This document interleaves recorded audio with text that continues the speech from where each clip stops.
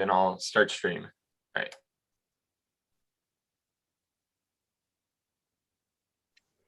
All right, we're live. And we are live. So today I will forego my usual hilarious opening introductions because this is actually a new situation. This is the first time I've ever had somebody on the channel who has been an influence on me personally. If you've been following the channel, you know over the last 3 or 4 months, I've started introducing some of his ideas about idealism into my own videos. So how it broke down was this. About 4 months ago, I think I saw him first originally on T Jump's channel of all places. And I was like, wait a minute, this actually makes a lot of sense to me. So then I did a follow-up. I watched him on Dr. Richard Brown, and it's a much more thorough, it's a much longer interview, focusing on like the hard problem of consciousness, because that's a more of a philosophy of mind channel. And then from there, I was like, you know, this makes a lot of sense to me. So I started reading his books. I've read about 2.5 of his books. I have one out from the library right now, and read a lot of his blogs. And it was kind of influenced just how my approach to basically everything I've been doing over the last 4 months has been heavily influenced by him. So welcome, please, Bernardo Kastrup. Pleasure to be here, Craig. So you want to introduce yourself and just give us a little background and tell us who you are and why you're doing what you do. I'm best known as a philosopher. I've written a bunch of books about ontology and philosophy of mind, and nature of reality, the relationship between mind and matter, and so on. I do have a PhD in philosophy. For the longest part of my professional life, I have been a scientist and an engineer. I have another PhD in computer engineering. I've worked at CERN in Switzerland alongside the physicists hunting for the Higgs boson back in the day. Yeah, right. My main interest today is philosophy, and that's how I'm best known. Yeah, and you've even written a book on Schopenhauer, and I believe you've written a book on the metaphysics of Jung too, correct? That's correct, yeah. Yeah, the Schopenhauer book is excellent. I read also your blog on Schopenhauer. I posted it online a couple of times, trying to get people to check it out. So where do you want to begin? You call yourself a metaphysical idealist, and part of the original impulse, from what I understand, was you had a bit of an epiphany when you were listening to David Chalmers. Would you say that's correct? Yeah, well, I was reading a paper by him, a paper from the mid-90s, in which he sort of described and framed the hard problem of consciousness, which basically means that try as we might, there is nothing about physical parameters in terms of which we could deduce the qualities of experience. The mapping between the two is empirical, but there is nothing in principle to relate one to the other. Maybe positive charge of particles in our brain correlate with sweet taste and negative charged particles with a salty taste, but it could just as well be the other way around. There is nothing about physical parameters of the particles and fields constituting our brain in terms of which we could deduce, not even in principle, the qualities of experience. And that framing of the problem sort of summarized something I had been wrestling with for years. Turned a light bulb on. Turned a light bulb on. Turned a light bulb on inside of you. Yeah, it made everything clear. It made the problem clear, not necessarily the solution, but you know, framing the problem correctly is half the solution. And I think Dave deserves a whole lot of credit for that, more credit than he gives himself. But because for me, look, I was doing AI at the time.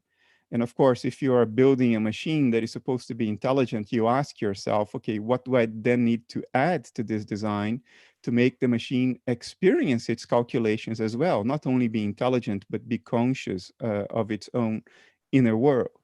And any hypothesis I would come up with about what I needed to do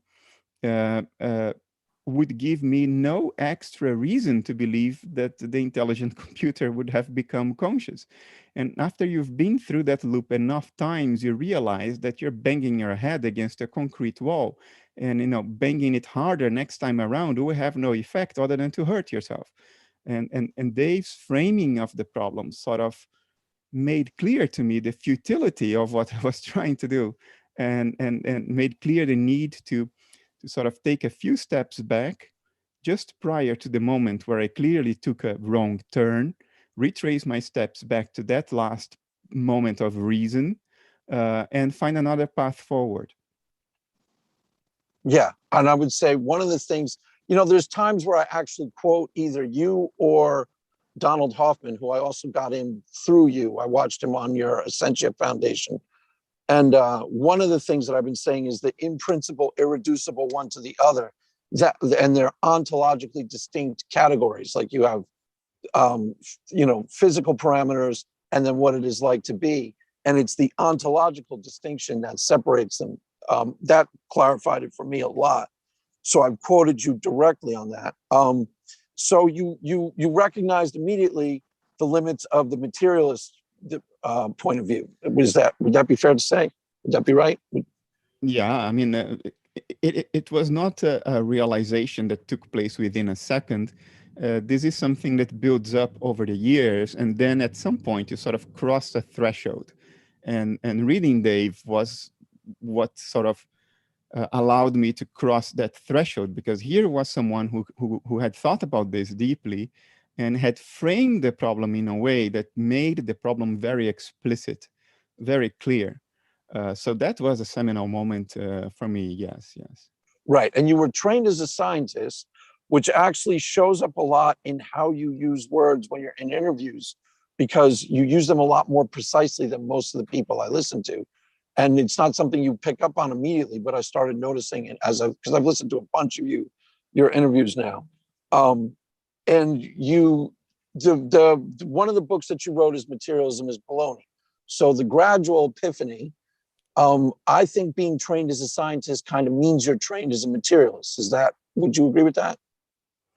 Not necessarily, although there is obviously a relationship. When you train as a scientist, nobody talks about ontology. Nobody's talking about the essence of reality or the true nature of reality.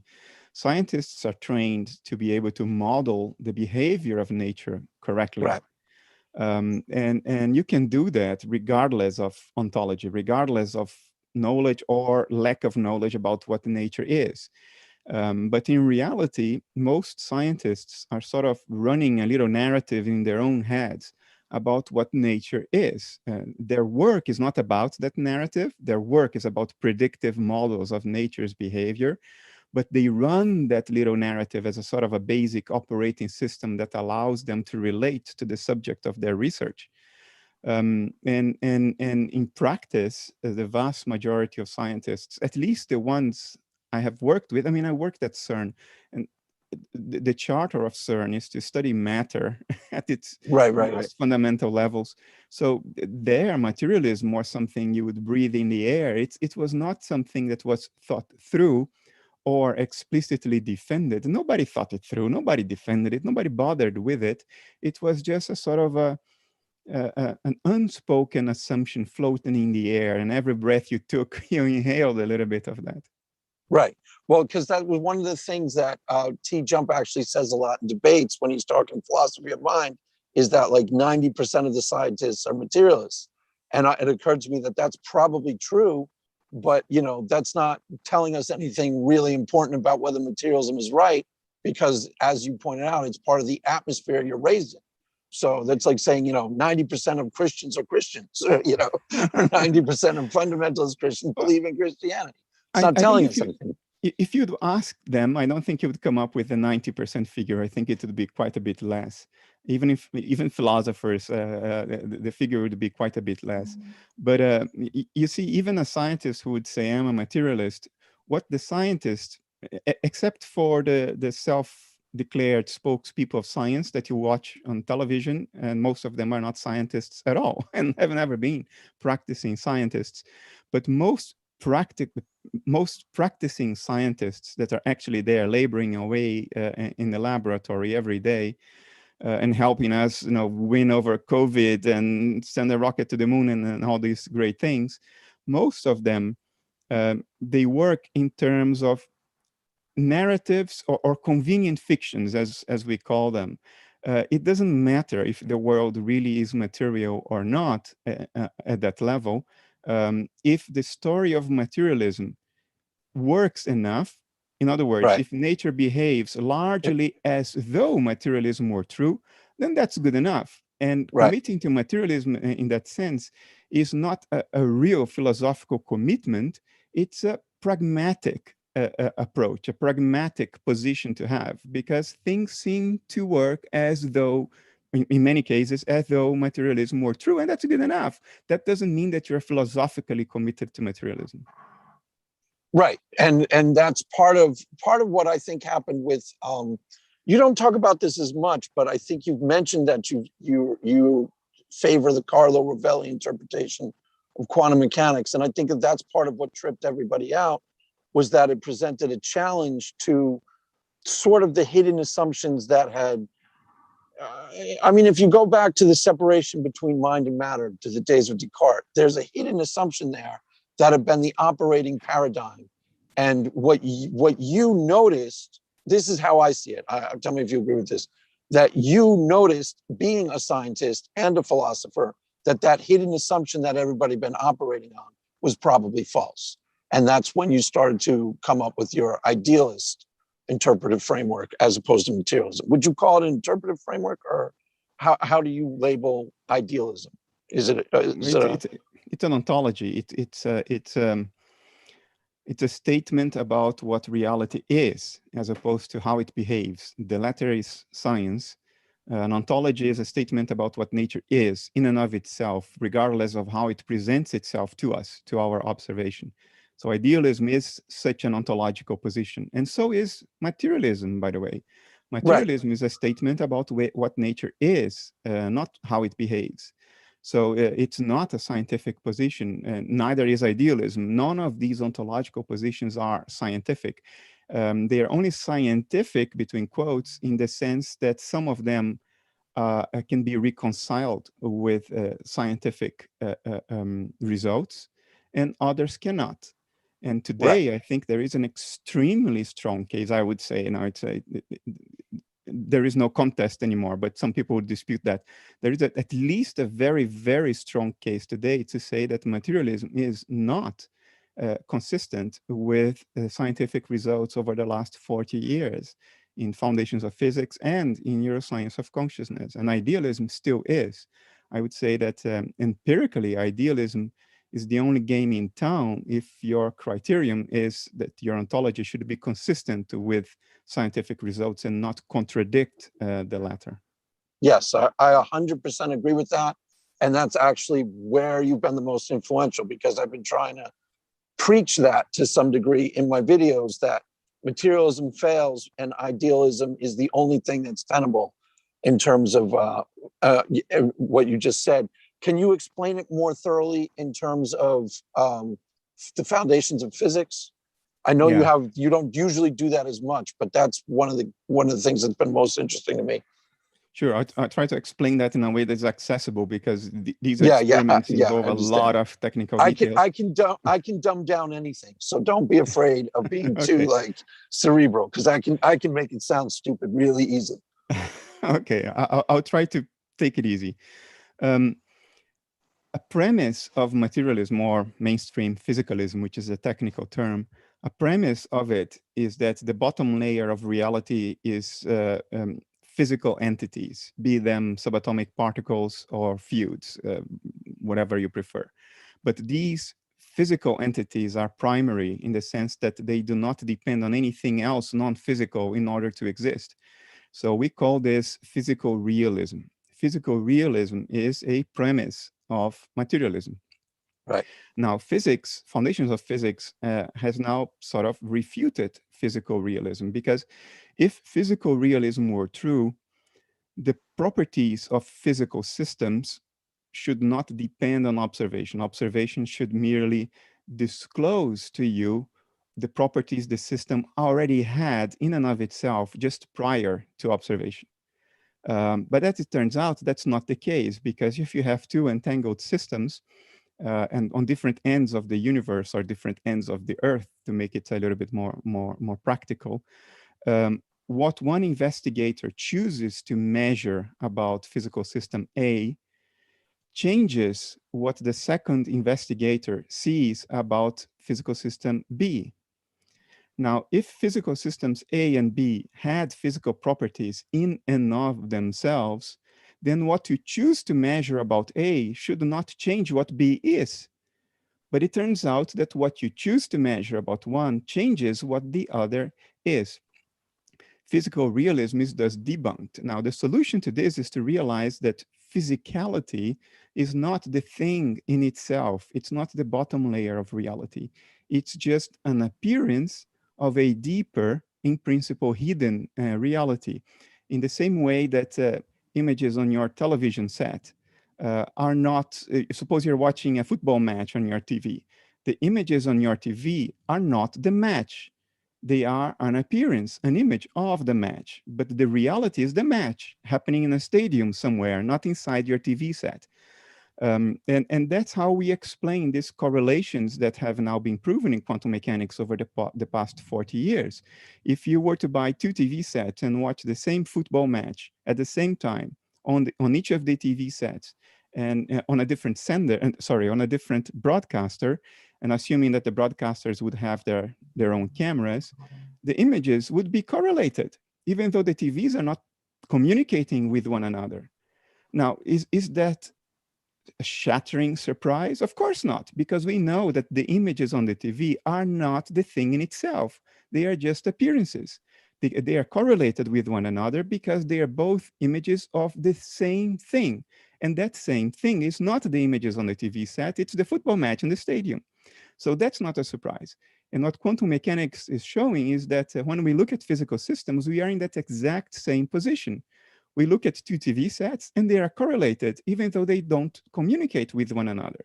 And we become very surprised. Why? Because we like to think, and now this is a metaphor, what I'm about to say now. We like to think that the little men running around are inside the TV sets. And there are different little men running around in each of the TV sets. And they run around in a highly synchronized, correlated way, even though they're not communicating. And then we throw our arms up and we go like, how can that be? It's a great mystery. No, it's not a great mystery. It only shows that physicality is just an appearance of a deeper layer of reality. And that deeper layer of reality, that's the football match in the stadium. And that is by definition not physical, because it's not an image, it's the thing in itself. Right, which is, it's also strongly, I know you've been heavily influenced by Schopenhauer, and to a lesser degree, you don't mention Kant as much, but anybody who understands the noumena phenomena distinction understands a lot of what you're talking about already. And can you explain how Schopenhauer influenced, I guess, what are we calling your observation about reality? What should we label your underlying, whatever you want to call it is fine. Yeah, ontology. Okay. I give Schopenhauer a lot of credit from most of what I have been saying, but not in the sense that he really influenced me, in the sense that I was not acquainted with his work all the way until I wrote The Idea of the World, my 7th book a couple of years ago. Others influenced me. Jung influenced me tremendously. I read Jung for the first time, I don't know, I was 13, 14, something like that. Yeah. So he truly influenced me. Schopenhauer didn't, but with Schopenhauer, I had a tremendous experience of recognition. Here was somebody 200 years before me already saying the same things I was saying, and arguably saying it better than I was. And that gave me a lot of confidence that I was not going down the wrong path. Right, and Jung, obviously the idea of the collective unconscious plays heavily into what you do. How would you describe mind at large? And you can talk about Jung and how that influenced you too, because to me it's almost like Schopenhauer and Jung combined, and then you have what you are. Basically, it's like that's a way of summarizing it. I would say it, but there's a line in these developments, and we know that Jung read Schopenhauer when he was a teenager. So the fact that they were basically saying the same thing in completely different ways and coming from completely different perspectives, it is not that surprising either, because there has been this line. And Schopenhauer read Kant. He was a contemporary of Kant, even, you know, for a short while, but he was. And Kant, you know, arguably was influenced by Spinoza. And so you can trace this back all the way to the Indus Valley 3,500 years ago, and the Aryan peoples that were there. And by Aryan, I don't mean an ethnicity, I mean a geographical group of people who happened to be in that part of the world at that time. So there is a chain there. Now, each one of the people in this chain used different words, different metaphors, different styles of argument, because they were they were products of their own time, and they were attempting to communicate with the people who were alive together with them, not communicate to the future, but to their present. And of course, cultures evolve, cultures change. So an effective argument for our culture would be highly ineffective for the Aboriginals in Australia. Gosh, it would be highly ineffective for middle-aged people in Europe. So that's why the words used are so different. So Jung used the words the collective unconscious, which wasn't unconscious at all in the phenomenal sense, which is how we understand consciousness today. It was unconscious, between quotes, in the sense that it was not self-reflective or metacognizant. But it was conscious in the phenomenal sense, in the sense that it was constituted of experiences. So the collective unconscious is what I call mind at large, taking a hint from Aldous Huxley in the 1950s. So, and it is what Schopenhauer called the will. And it is maybe what Spinoza, now I have to, Spinoza is a little bit more complicated, not to misrepresent. No, I will refrain from translating it into Spinoza's terms, not to make a mistake. I have to look it up to make sure that I don't misrepresent him. Yeah, totally. I mean, I 100% agree with everything you just said. And that's one of the first things I noticed, is that a lot of these things overlap and they dovetail nicely with each other, and they complement each other. The only person you left out, interestingly enough, who I think is very sympathetic to your point of view, is Ralph Waldo Emerson. And it doesn't seem like you've ever, but there's a famous Self-Reliance was the one I was thinking of, that actually he's talking about universal consciousness, universal mind. And it sounds like he's talking about basically the same thing as your mind at large. So that's the only one that I've ever noticed that seems to have been left out. But other than that, they all correspond to each other as far as I'm concerned. By the way, I just came to my mind, and I was thinking at the same time I was listening to you. Natura naturans is the way Spinoza put it, as opposed to natura naturata, which is the physical world. So natura naturans is that which underlies the physical world, that which the physical world is an image of. Look, Emerson and a number of others have escaped my study, not because I think they are not important. On the contrary, I'm sure I've missed so many important scholars that had a lot of critical things to say. It's just, you know, you have to make a selection because there aren't enough hours in a day to absorb everyone. And if I get to study someone, I don't do it lightly. And some of the scholars that I study and I don't take lightly have written so much with such a degree of complexity that it's something that keeps you busy for years. I mean, Swedenborg, it takes a lifetime to read and understand Swedenborg. And it's something that I have very recently given up on. I have had to look in the mirror and acknowledge to myself that I am not capable of truly doing justice to Swedenborg. And if I can't do that, then I will not write a single sentence about Swedenborg. So I have to give up on him, because he's one of the most difficult to really sort of clarify the apparent contradictions in what he says. And he wrote rivers of pages. Yeah, he wrote a lot. So yeah, I regret this, but yeah, some of the important people fall off my radar screen. Yeah, especially, I mean, that's one of the things I noticed about your Schopenhauer was how thoroughly you had absorbed him. And like, I mean, if you could teach a course on just Schopenhauer and it'd be like a very thorough college level course, you know, just how thoroughly you had, how much attention you had given to it is rare, especially in today's world, and how thoroughly you had absorbed it and translated it. So it's. Thank you. And you know what is cruel about this situation is that Schopenhauer himself was so clear. He spoke, or he wrote in the way people would speak. He didn't write in that intentionally obscurantist way like Hegel did, for instance. Right. You know, you can go bald because of Hegel.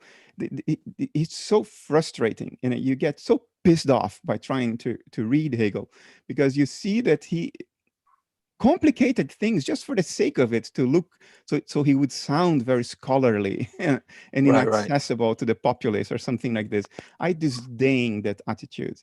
I absolutely disdain that kind of elitist attitude. So I don't like Hegel, even though he had important things to say.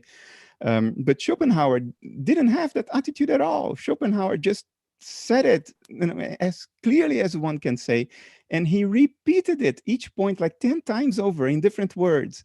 And yet there was a need for me to write that little book about Schopenhauer, because academia somehow managed to deface everything Schopenhauer had to say in ludicrous terms. The world's highest authority in Schopenhauer today in academia is someone who, unless he had some major insights over the past several years, doesn't understand the first thing about Schopenhauer. And the guy is the editor of the new translations of Schopenhauer's books. I mean, we create this crap for ourselves. We create these problems for ourselves. So you were saying that I could give a great course on Schopenhauer, and you know, I'm flattered by what you say. I thank you for that. And yet I would say, you know, you don't need me. Read Schopenhauer. Right. It's abundantly clear. I mean, he is verbose. You would have to read at least 1,200 pages in tiny little fonts. But if you have the time and the energy, nothing is better than reading Schopenhauer. I wrote a short book as a sort of to give you a map of the territory that you're going to enter before you read Schopenhauer. But I didn't intend my book to replace Schopenhauer, if you know what I mean. It's just to give you some bearings when you enter that wide world of Schopenhauerian thought. Right, but that attention to detail that you're talking about is something that used to be a given when you talk about public intellectuals or scholars. And there's, with rare exceptions today, I mean, you had a conversation with John Vervaeke, who I have a lot of respect for, and it looked like you had a lot of respect for too. The second conversation I thought was phenomenal. He's one of the rare people like that. And I noticed that you had the opposite complaint about someone like Sam Harris, who was apparently got you upset because he had started talking off the cuff about idealism and didn't understand it at all. And it was exactly for that lack of attention to detail, like a lack of thoroughness, which I think you embody, and I think John Vervaeke embodies, but that's rare in today's public intellectuals. It used to be a given. Yeah, I mean, I wish that was the only problem about some areas, that just a lack of attention for details, but he doesn't have attention for the fundamentals either. He doesn't have a clue what he's talking about. Not only does he misrepresent stuff that is sort of the basic canon of philosophy that you get in like first year in a bachelor's degree in philosophy. Not only that, the things that he comes forward with, which he thinks are innovative, they're not innovative at all. They are like, they have been written about years ago, and they are considered now even naive. The scholarship has evolved in areas like moral philosophy and all kinds of things. And Harris is still announcing the great discovery of the wheel. So I think Harris's problem is a lot deeper than what you said, and I'm pretty negative about him. Yeah, I noticed that you wanted to debate him, and I think that would actually be there was a big debate with Jordan Peterson, who I was listening to an interview last night, and I got that you're not all that familiar with him. But how that revolutionized apologetics, which is kind of what I'm doing, is that was the first time that the theist-friendly person or the Christian was able to easily hold his own in a public forum like a debate where there was. I think that Jordan Peterson easily got the better of that debate. And it was a series of 3 debates, but that was a rare occurrence for like Christians to be seeing someone who represented their side easily holding their own in the arena of public intellectual. And I've been saying in my videos that Sam Harris wouldn't even be able to put a point on the board against you, and that would like really like wake people up to just how not necessarily shallow the 4 horsemen are, but how shallow the whole 4 horsemen are. That's how I would say it. If you worry about your public image and you try to craft your public image and how people perceive you, which Harris obviously does. I mean, it's all over his presence that on the internet and elsewhere, that he pays a lot of attention to how he is perceived. If that's your priority, then you would choose your debate opponents in such a way that you always come across as looking good, unless you can't avoid it, unless it would be disastrous for you to not debate. And maybe that was the case with Peterson. He couldn't avoid that. But the 4 horsemen, especially Richard Dawkins, they will only debate people who they know they can wash the floor with. But that's not representative of anything. It's like if I would go to a chess club and pretend to be a beginner and play chess against the beginners and win 10 games out of 10 and then pat myself in the back and say how great I am. I mean, it's silly. I look, Harris will never debate me, never, unless it becomes publicly unsustainable for him to do so, which we are nowhere near, because I don't have the visibility that would be required for him to be able to not to be able to debate me. So he will never debate me because he's crafting his image. I mean, that's what he does. I, on the other hand, look, I give a live interview on video with a 1-week-old beard and with a t-shirt. I don't give a damn. I say what I think. My attention for crafting my public image is precisely 0 because I landed in a point in my life where I can't bother with things that I don't consider important. I just can't muster the calories to bother about things I don't consider important, even if others do. So that's where I am now. So I don't mind coming across on Twitter, for instance, as vicious for attacking some areas. I think he deserved that treatment. He has dished out similar treatment to others in the past, like to Ibn Alexander in 2012. So I'm just putting a mirror in front of him and saying, okay, well, you treat people like that, let me treat you like that too, with the difference that I have substance behind what I'm saying now. Yeah, I totally agree. Yeah, no, if he dishes it out, he should be able to take it. And I agree, he probably doesn't have anything to gain by losing a debate to you in a very public forum. So we won't see him signing up to that anytime soon. And Peterson, he probably couldn't have avoided it. So that's probably all, that analysis probably all checks out. So one thing that you might not be aware of is you're actually starting to become an influence in this space. As I said, I've started adopting some of, I quote you a lot, and there are other people. There's a guy, Christian Idealism. There's a guy, Michael Jones, who's a big YouTuber for our space, you know, a couple 100,000 or so subscribers. And there are other people invoking theism who are starting to, more and more people are starting to be won over to idealism.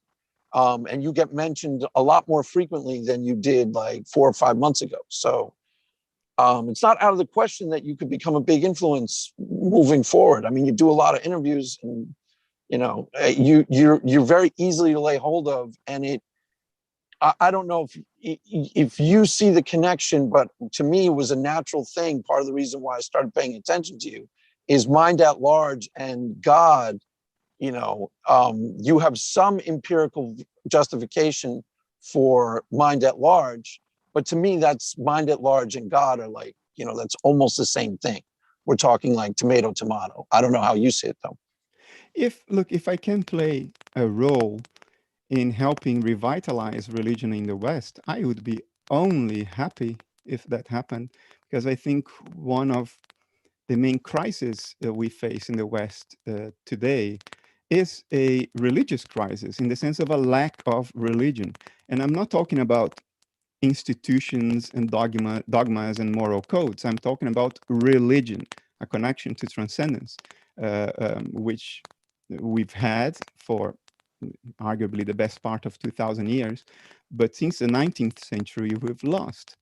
And that leads to all kinds of problems: nihilism, depression, lack of meaning in life, anxiety of all sorts. And I think that's an unnecessary suffering. That's unnecessary suffering, which we are all subjected to in the West, because religion has been turned into a straw man, which can be easily burned, like the Four Horsemen did. And that straw man can be burned, but true religion, behind the dogmas, behind the morals, behind the literal interpretations, true religion is a form of very, very deep philosophy. The Gospel of John is an idealist gospel. He was the Word. The Word is a translation for logos. Logos in Greek means word, but it also means thought. So Yeah. Jesus was God, and he was thought.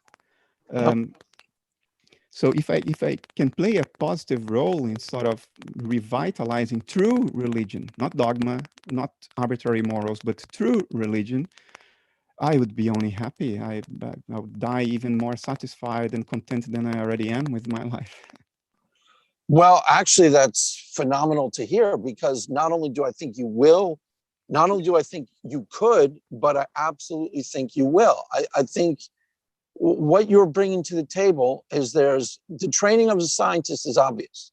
And a huge part of what gets debated in this space for the religious person versus the atheist is lack of empirical justification for the things we believe.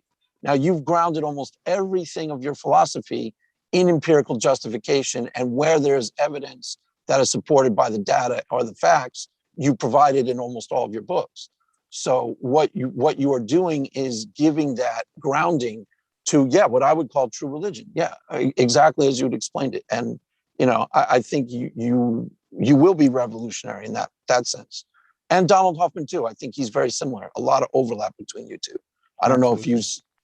I think with him, the one thing that's I think is the most important in terms of what people don't get is how the world represents it back to us, how we represent the world back to ourselves versus how the world actually is there's enormous discrepancies there. I'm pretty sure it's him who talks about the virtual reality headset. Yeah. But your ideas are very similar, and you've talked about an entropy, whereas if we were to see all the information available to us, our heads would explode because it'd be so chaotic. If we were to just experience everything sent through our senses that's there to be experienced. Yeah, we are very naive in thinking of our perceptual apparatus as a transparent window into the world, like a transparent windscreen in a plane. That's not what nature would have built. We wouldn't have survived otherwise. What we have is a dashboard of instruments. Perception is not a transparent windscreen, it's a dashboard of instruments. And matter is what appears on that dashboard. It's not the world as it is in itself, it's the world as measured, probed, and represented in a dashboard of instruments. That's what we call matter. The world as it is in itself is the thing that is measured in order for the representation we call matter to come into existence. Hey, Bernardo, I think there's might be a bit of an issue with your mic. If you can either reconnect it or in the settings in Zoom, like switch between your microphones and then maybe switch back, that might be able to fix it. Because there's like a faint clicking sound sometimes when you're speaking. Is it better? No, it's still there. yeah, maybe if you disconnect your microphone and then plug it back in, that might sort of reset things. How do I do that? Okay, so in Zoom, you could just where it says select a microphone. Yeah. If you have multiple there, you could switch between the two. Or if you have a microphone in front of you, Yeah. just unplug the cord and then plug the cord back in, and then Zoom will be able to. So I'm using the built-in microphone now, switching back. Is it better? No, it's still clicking. Maybe switching to the built-in microphone might be a bit better. It's a little bit. Wait, speak again. Terrible microphone. Yeah, it is, but there's not the clicking alongside it. It's just a little bit more echoey. I think it might just be. Just so you know, I am recording the audio from my side. Oh, great. Okay. So I can send that to you if the quality is better. I can go to the built-in microphone, but then my recording will be impacted as well. Right. Okay, so if you're recording on your end and it probably won't have the clicking, we could I could take your audio. Let me check on my end if there is any clicking. Sure. Hold on. Yeah, that's fine.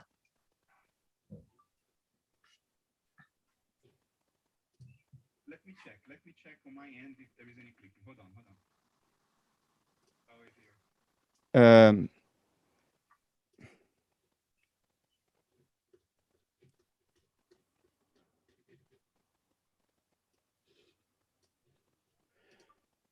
There is a clicking. Oh, there is. Okay. I have The clicking's no gone idea. now. The clicking's gone now.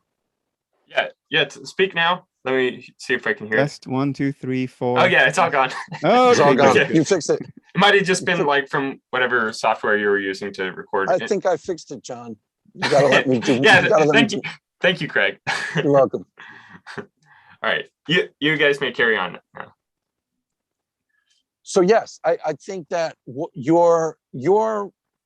there's empirical justification for a lot of the stuff that you were presenting, and is that where we were? Or you want to go from where we were talking about? Look, empirical justification and the lack thereof, as Thomas Kuhn already explained in the 60s, it's something that cannot be evaluated in a theory neutral manner. What, from a certain theoretical perspective, is empirical evidence for a certain position, from another theoretical perspective, may not be. Now, that's not always the case. I'm not saying that everything is relative and there is no neutral empirical way to decide between theories. That's not what I'm claiming. I'm just raising attention for the fact that although it's possible to objectively decide based on evidence, it is not as straightforward as we like to think, because our evaluations of what constitute evidence is already theory-laden, as Thomas Kuhn put it. So in this specific case, an atheist might say, well, there is no empirical evidence for God because all we have is the physical world. But wait a moment.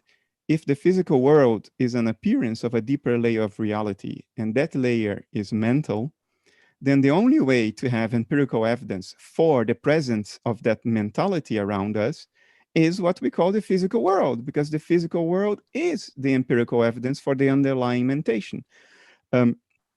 So you could say everything is empirical evidence for the presence of mind at large.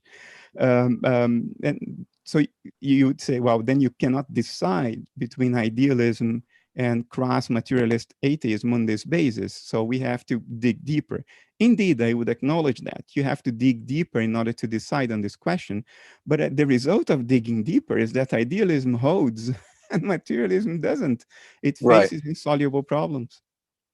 Right. Now the other thing that got cut off was the entropy. When our heads would explode if we were able to process all the information that was available to, like, even just our eyes. And you were in the process of explaining that when John. Yeah. Okay. That the issue of entropy, I didn't come up with it myself, and I was basically summarizing research done by others. I canvass the literature and I pick what is relevant for the questions that concern me.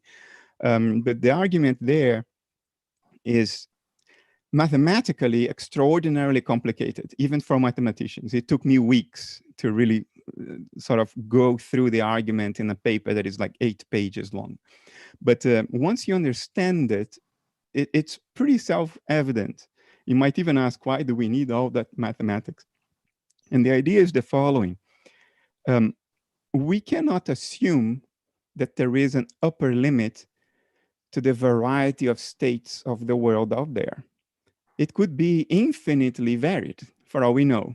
We cannot make assumptions about it having an upper bound, because we just don't know enough about the world to make that assumption. Now, if perception were like a transparent windscreen, like an airplane window or a car windshield, then perception would be a sort of mirroring inside of the states of the world outside, creating an internal copy of the world in our perceptual states. That would be the windshield perceptual model. Now, what that would mean is that if the states of the world outside have no upper bound, then if you mirror them inside, then there is no upper bound to your inner states, right? It's very trivial. And what would that mean? That would mean that if there is no upper bound to your inner states, in other words, no upper bound to your internal entropy, then just by perceiving the world, we could dissolve into hot soup. Because what is hot soup is high entropy, lots of states changing a lot. High entropy is incompatible with maintaining structural and dynamical integrity. So obviously nature wouldn't have built perception as a transparent windshield or transparent windscreen, because it wouldn't lead to sustainable life. Nature gave us instead a dashboard of instruments that limits entropy. Because you see, regardless of the variety of states of the storm outside, inside the airplane, you only see air pressure dials, speed dials, and there is only a certain range within which those indicators can vary, regardless of the infinite, unbound variety of states outside. And by looking at that bound set of states inside the dashboard of instruments, you can fly a plane by instruments and land safely. In other words, we can live and reproduce and have effective lives. So what we call the physical world is not the world as it is in itself. The physical world is a dashboard of dials representation of what is truly out there. And therefore, what is truly out there is by definition non-physical, because what we call physical is the image, not the thing in itself. And I would go further and say what's truly out there is mental, not in your mind alone, not in my mind alone, not in the minds of all living beings alone. It's a transpersonal form of mind that underlies all processes in nature and whose activity simply presents itself to us on our internal dashboard of instruments as what we call the physical world. Yeah, which brings me to one of the most interesting pieces of empirical evidence that you've cited. First question is, have you done psychedelics yourself? And then tell us about that. That's pretty interesting. I have too, a long time ago. And the finding that you found that LSD is actually turning down your brain to some degree so that more of unfiltered reality is getting in. I'm not sure if that's exactly how you'd say it, but I think you know what I'm talking about. Yeah, I've done psychedelics. I live in a country where you can legally do psychedelics with your doctor's supervision. So before I did it, I had liver test and heart function test to make sure that there would be no problems. I bought my psychedelics legally. Oh, wow. Then I've done it several times because I thought for someone who writes about the nature of mind and the world to not explore to the best of his or her possibilities, you know, the spectrum of mind would be scholarly irresponsible. And I think a lot of philosophers of mind today are scholarly irresponsible in the sense that they do not seek any direct acquaintance with the subject of their study, which is mind. They have very little introspective insight about mind. They turn philosophy of mind into a sort of an abstract puzzle game in conceptual space, which has very little grounding on the lived experience of mentation. So that's kind of the disease of our culture generally for the past 100 years, and most pronounced in the scientific community. But that's definitely a problem cultural-wise. That's a big thing. We replace reality with conceptual abstractions without even noticing that we are doing that, and that's a big problem. So to avoid this problem, I did take psychedelics. I planned for myself a sort of a course of study using legal psychedelics. That was also many years ago. Since then, I haven't taken psychedelics anymore. Last time I took it was 3 years ago, and I had the impression that it didn't add anything anymore. What'd you take? I normally take psilocybin, the active ingredient of magic mushrooms. Just so people know, that's been used in rituals, religious rituals, most with Indians in South America and Mexico. That's like a big religious drug where people go take trips, and the shaman would take the psilocybin. And did you find anything consistent with that in your experience? Consistent with what people report? Was shamanic, like, did you have any type of spiritual type of experience with it, or what happened? Let's just say. How about that? You transcend your sense of individual self. You transcend your rational mind. Logic sort of is left behind, not in a way that is purely irrational, but in a way that is a-rational, in a way that transcends logic, not in a way that denies logic. It shows you that there is more than just the veneer of logic, that mind can operate along many more degrees of freedom and dimensions, so to say. It is a life-changing experience. There is no question about that. It has been some of the most intense, enriching, mind-boggling experiences of my life. It's literally mind-opening. It's empathy-inducing. It's understanding-inducing, tolerance-inducing. I believe that some materialists can survive deep psychedelic trips, because 48 hours after the trip, your rational mind kicks back in and starts questioning the experience and say, well, I was just crazy. Well, it didn't really happen. Yeah, it didn't really happen. Or if it happened, it was just a hallucination, just chemicals. And then we forget to realize that right now it's chemicals too. Without the chemicals, we don't think. Yeah, that's a great point. Wow. So it was life is a trip on neurotransmitters that are very, very similar to psychedelics. Psychedelics play the role of neurotransmitters in the brain. They lock into the same receivers, the same receptor sites in the synapses. So it has been, for me, the biggest thing I took from my own psychedelic trips was the following. Many people engage in a trip and they say, well, it was more real than real. Therefore, I was physically in another dimension talking to aliens from the Pleiades or something, because it felt like aliens from the Pleiades and it felt more real than this. Therefore, it was physically real. Well, no, that's not what I take from this. Because, I know that when I'm on a psychedelic trip, I'm lying on my bed with my eyes closed and my body didn't go anywhere. It didn't go to another dimension. It didn't go to the Pleiades. Neither there were physical alien beings in my room. What I take from it is the following.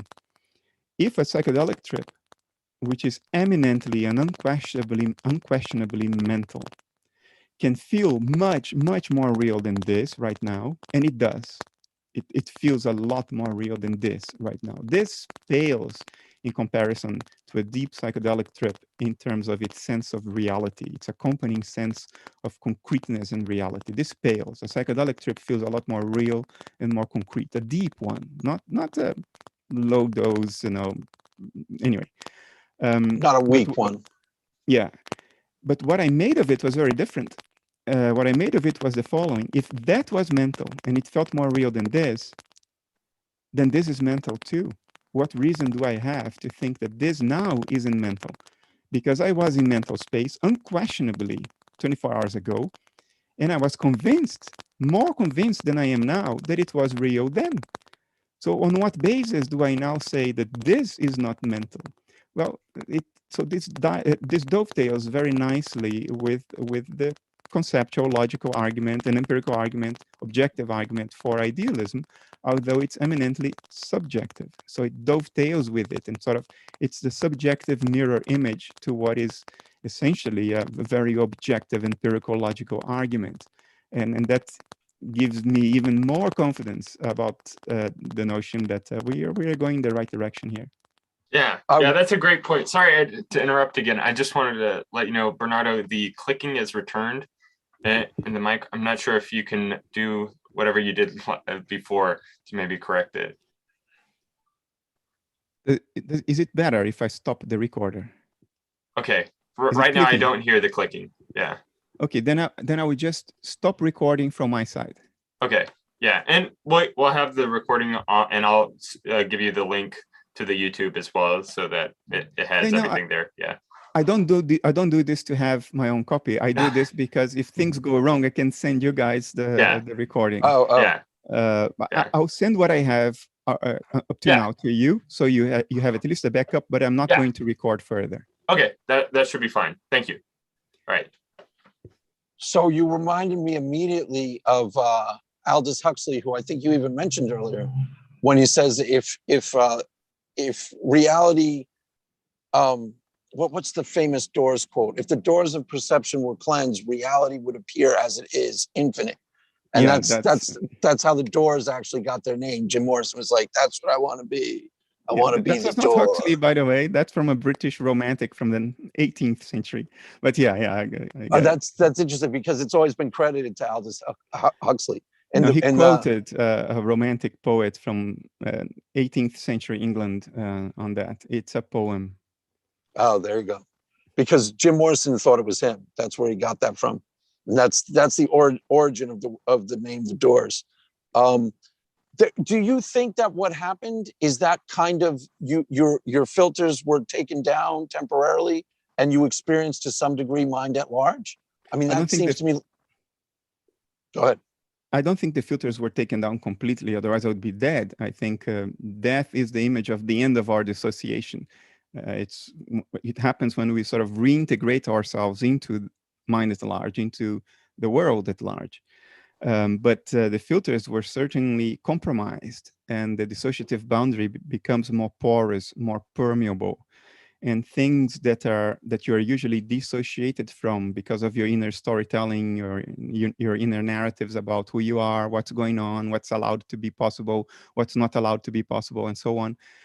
Once that dissociative boundary becomes more porous, experiences stream in, or you stream out, whichever way you prefer to put it, and you access a little bit of your surrounding world as it is in itself, as opposed to how it is presented on the screen of perception, on the dashboard of dials.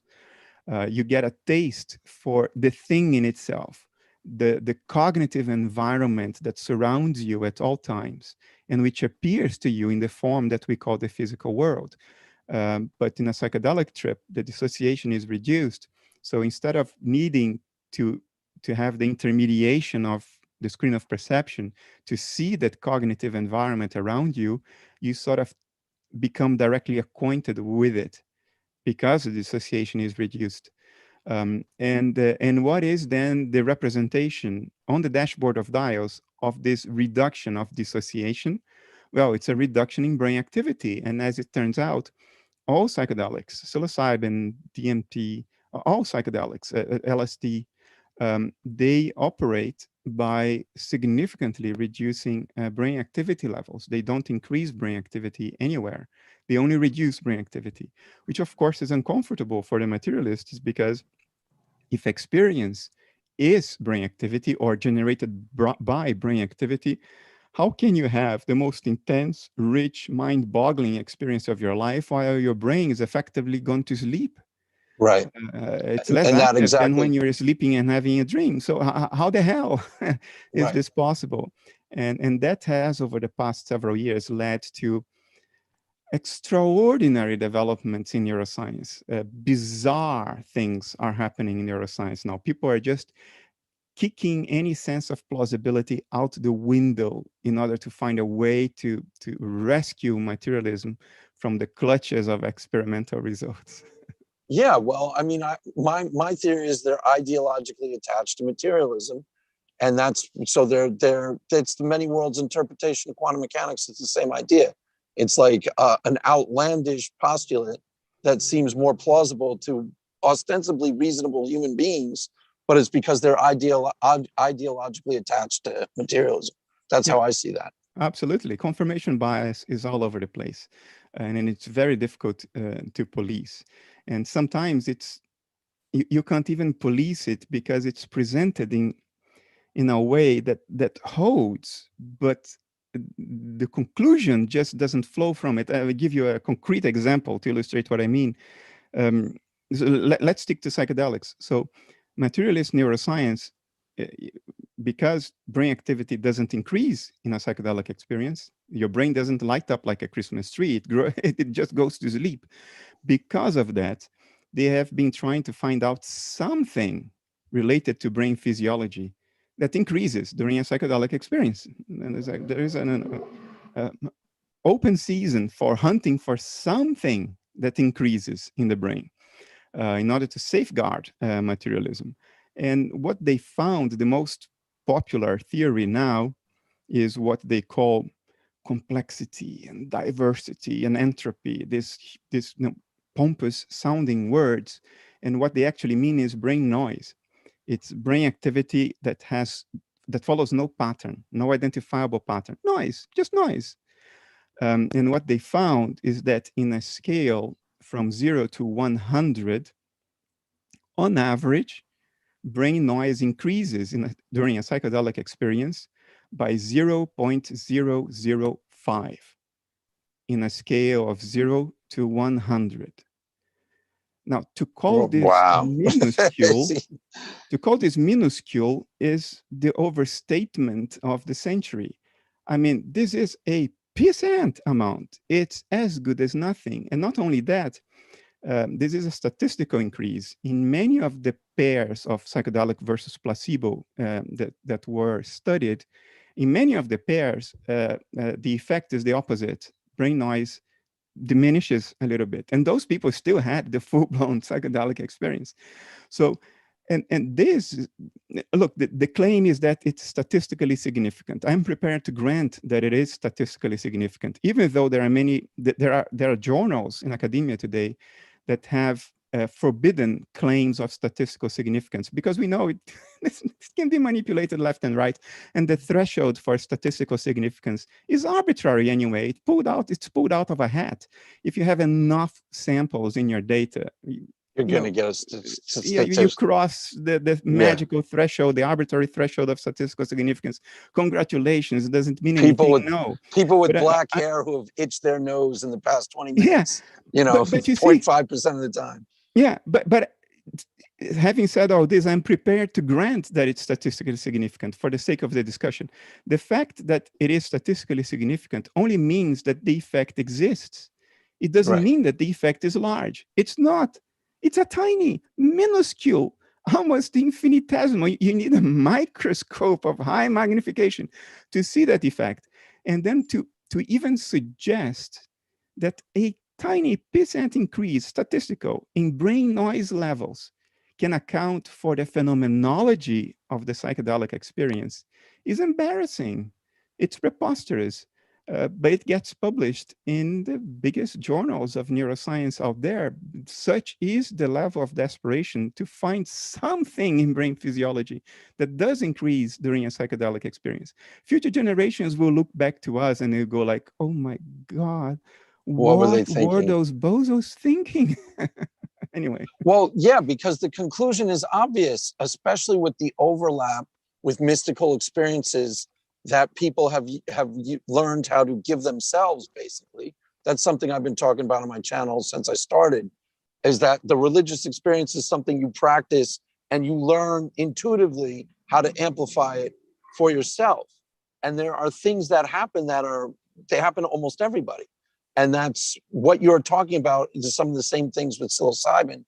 And what I think the really obvious conclusion is you are experiencing to some degree, whatever degree a human being can handle, mind at large.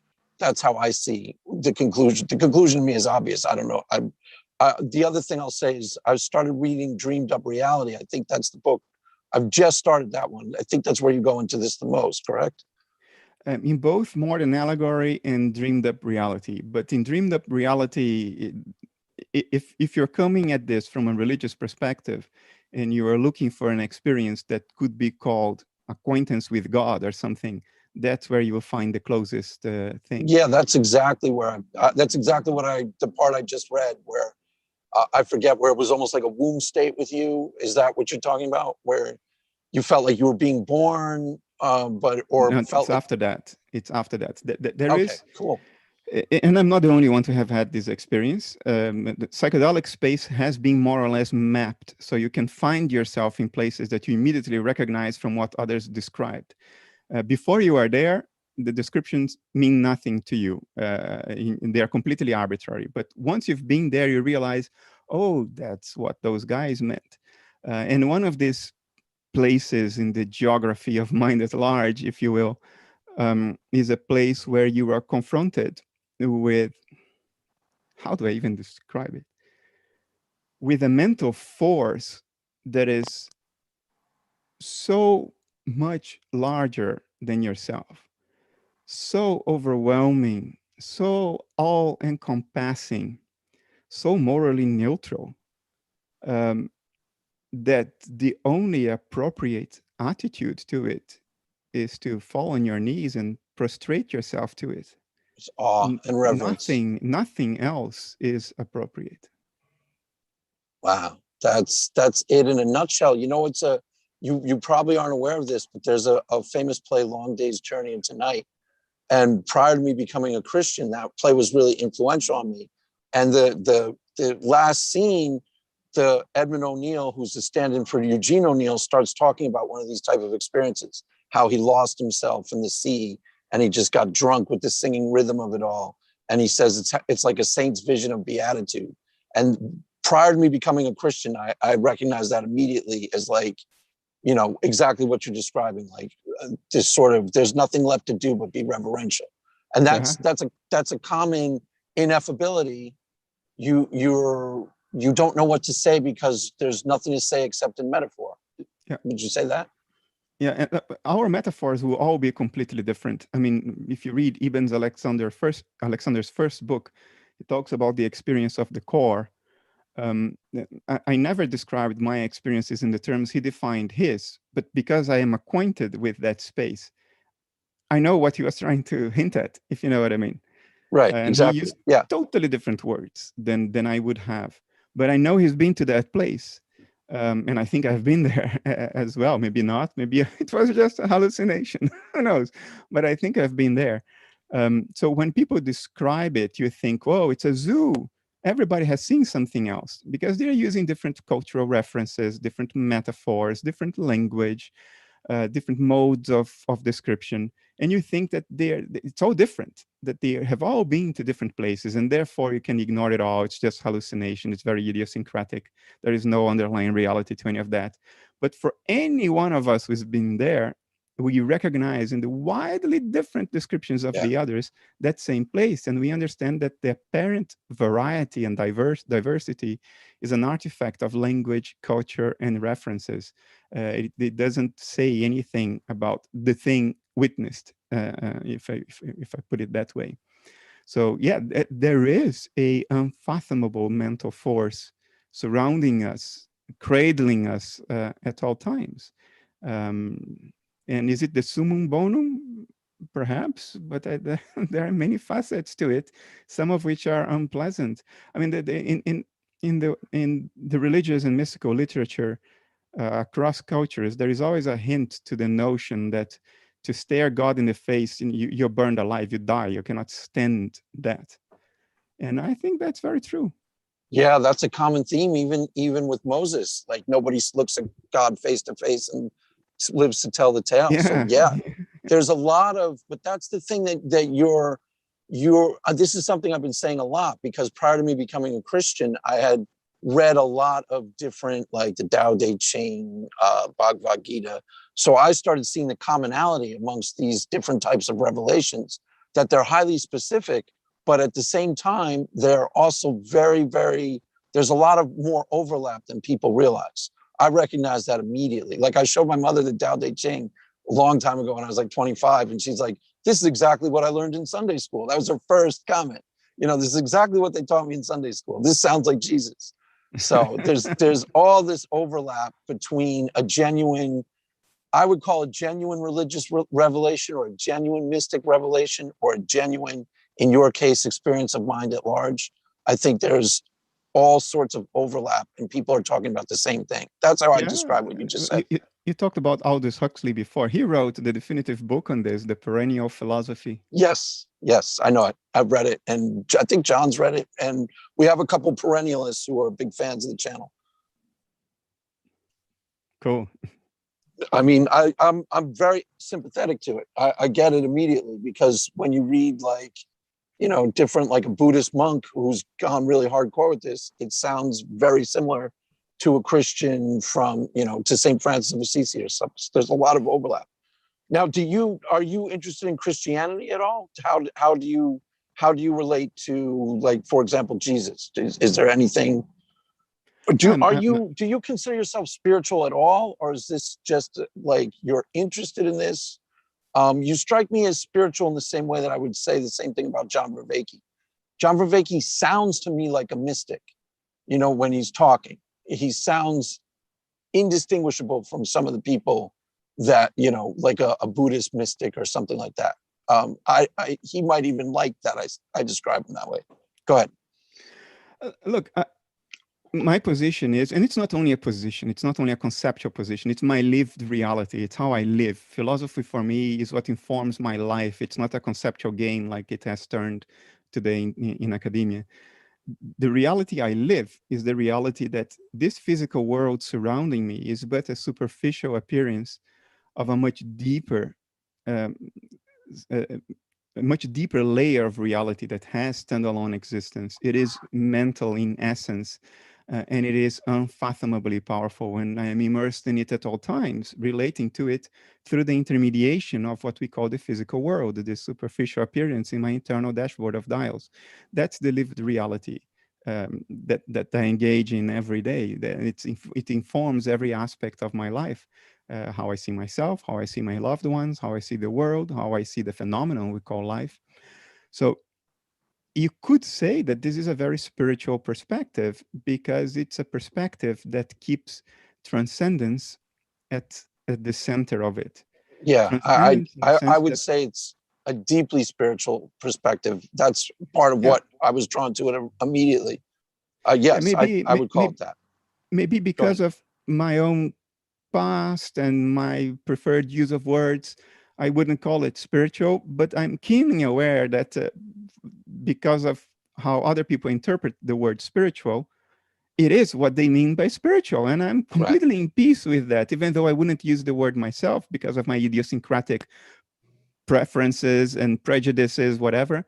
At the end of the day, that's what you mean by spiritual. So it's applicable to how I relate to life. Now, as far as Christianity is concerned, I consider myself deeply invested in Christianity, and therefore I'm so frustrated with what I thought was a very positive step taken by the Vatican since Pope Francis came to power.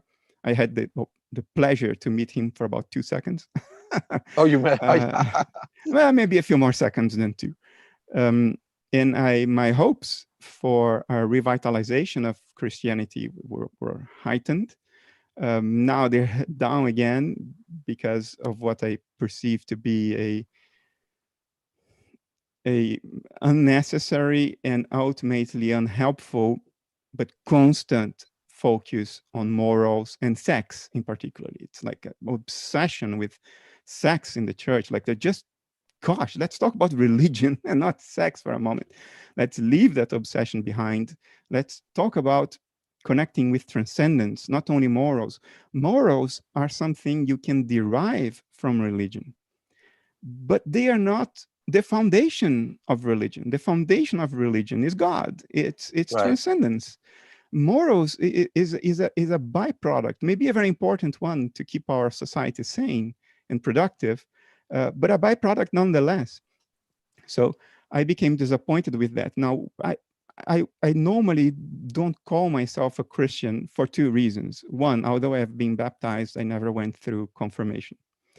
My mother is a practicing Catholic, and she exposed me to Catholicism very early on, something I'm very grateful for, because these maps of meaning are something that you can only get before your intellect sort of mounts its defense line and judges everything that tries to come in on rational grounds. It's important that somebody seeds you with these maps of transcendence before your intellect is up and running. And my mother did that. I'm grateful to that. But I was not confirmed. And insofar as by calling myself a Christian, I will be implying that I'm not a Muslim, that I'm not a Buddhist, that I'm not a Jew, that I'm not a Hindu, then I don't call myself a Christian, because I don't exclude the core of those other religions as something that I'm deeply reverent to and that I think are very healthy, informative, and true. True, not only healthy and informative, but true.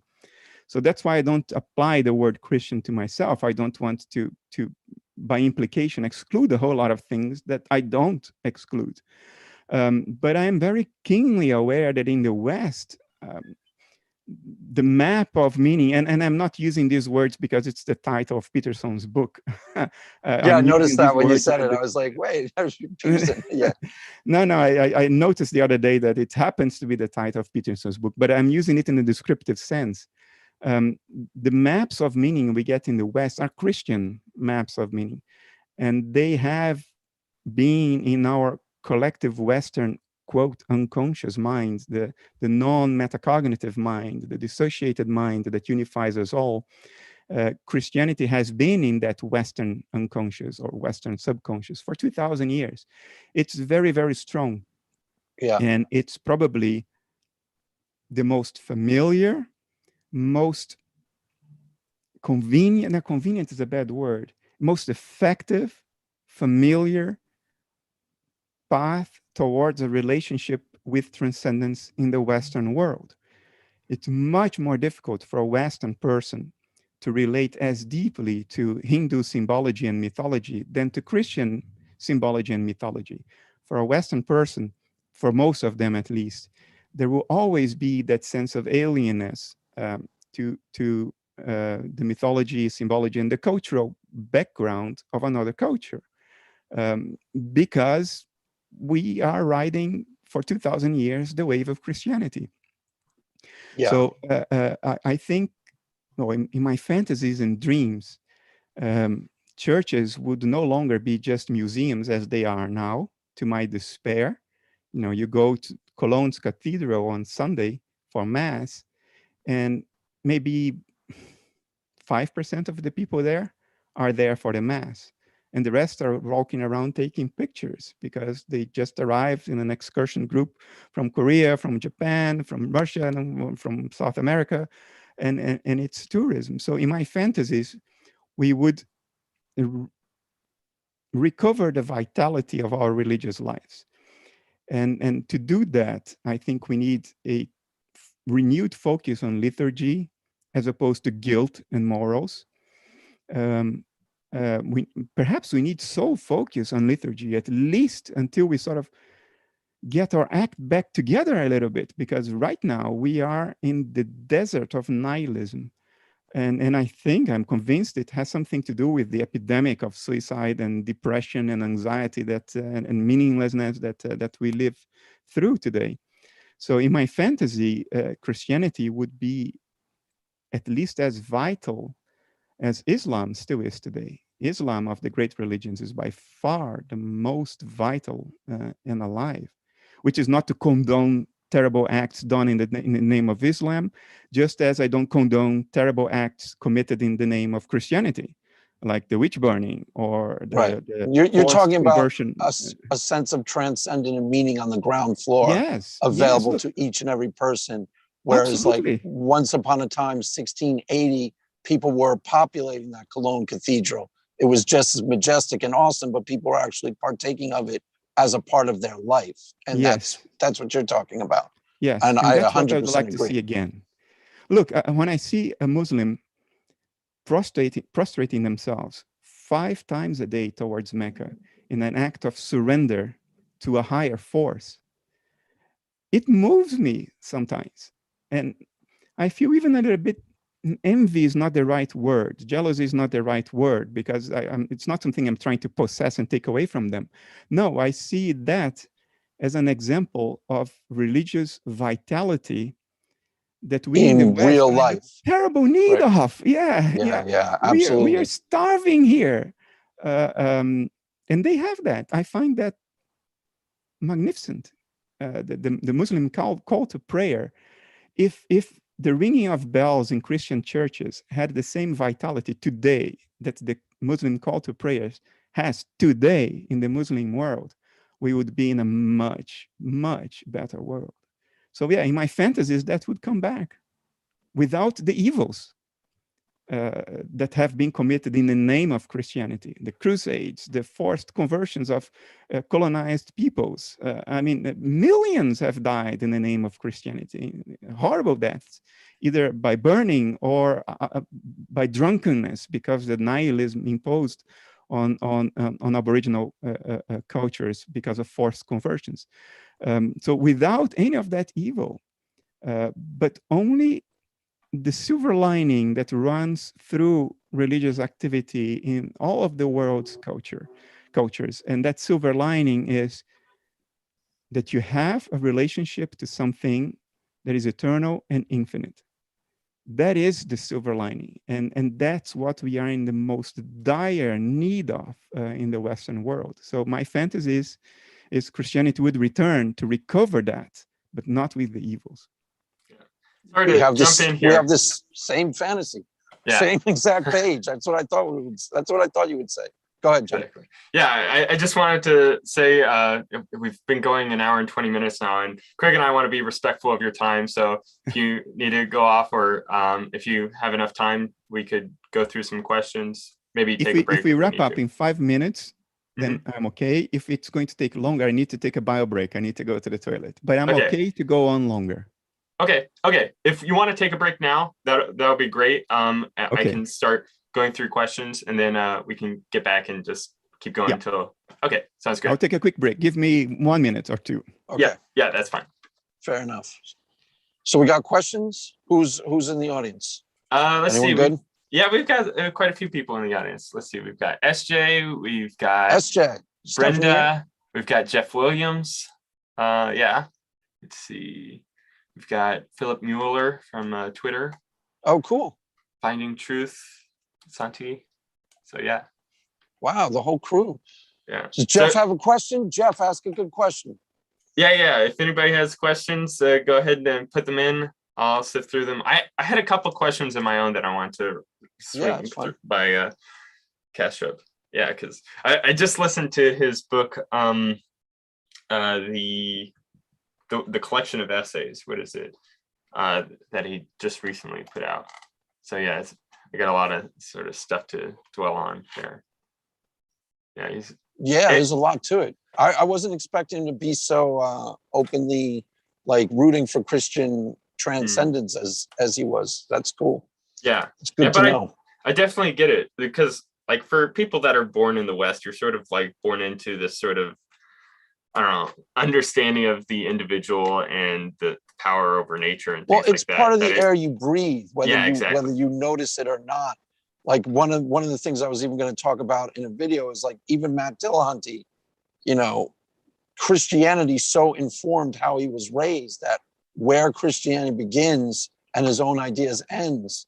And even in these secular European societies, what's still being heavily influenced by Christianity is literally almost impossible to remove, because it's was such a part of the atmosphere for so long, Yeah, definitely. And like, I don't know, I found it even for myself is like just trying to get a better understanding of Taoism or Hinduism or Buddhism or anything like that. It is very much a foreign sort of way of thinking about things that is hard to wrap your Western mind around. And maybe if it's the case that the Western mindset is just not suitable for like going forward into the future, then that could be a good case for why Eastern religions are something that we should start to take on. But it is definitely a hard step to sort of cross unless you've already been Yeah, well, there's a whole different way of viewing reality that's completely foreign to us that you kind of have to take on, but you're always taking it on. You're not really, it's not something you're raised in, so you're adopting it.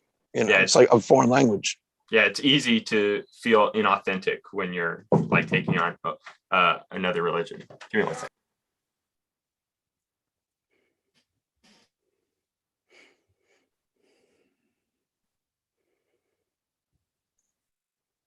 What happened? Did you disappear? Yeah, I'm back, by the way. Oh, you're back. Okay, so what did you hear? Did you catch what we were just saying about us being raised? So one of the things that you just brought up that I brought up in my videos is what John was saying is you're steeped in Christianity in the West, whether you notice it or not. So it's hard to adopt, you know, you can study Hinduism, but it's hard for us to lay hold of their way of perceiving reality, which is completely different. It's somewhat foreign to us. So he was going off of some of what you said.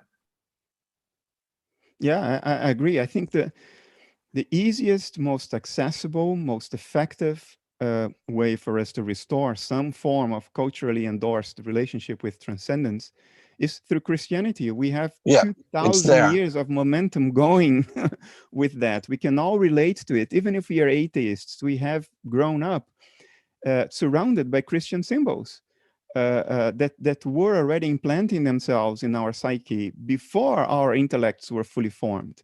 And there is a very short window early in life when you're a kid, like between 7 and 12, when those seeds of transcendence can be planted and germinate. After that, they bounce off a sort of a rational crust that grows around it because, you know, we defend ourselves against disappointment, against trauma. It's normal, it's even healthy, but it means that there is a short window to implant those sort of seeds, those little maps of transcendence. And that's what we get in the West, because that's the culture we are immersed in. We didn't get Buddhist symbolism. We didn't get Hindu symbolism. I have the greatest respect for Hinduism, by the way, especially Vedic Hinduism. Which were the original idealists, correct? Vedanta Hindus? I would say so. Yeah, I think they would agree, most of them. I have almost reverence for that, because I think it has been an unbelievable achievement in the Indus Valley. It's like, how is that possible 3,500 years ago? So I have the greatest reverence for them. But on a pragmatic level, I think if the goal is, if the game is to recover a relationship with transcendence in the West, I think the shortest path, the easiest is Christianity. Christianity. Yeah. And it's also it's the simplest too. I mean, it plays to the whole Western mindset of how we are.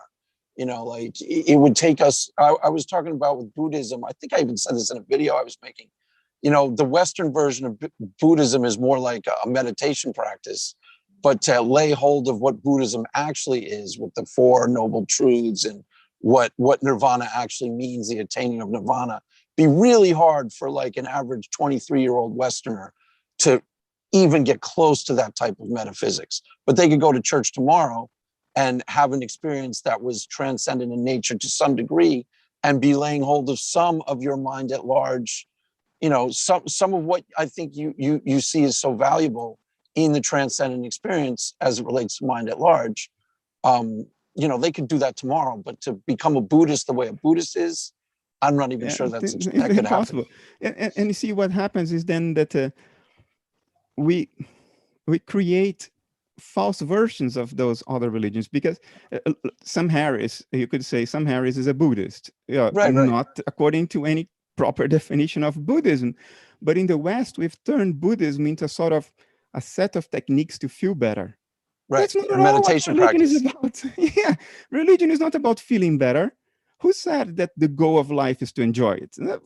Where is this written?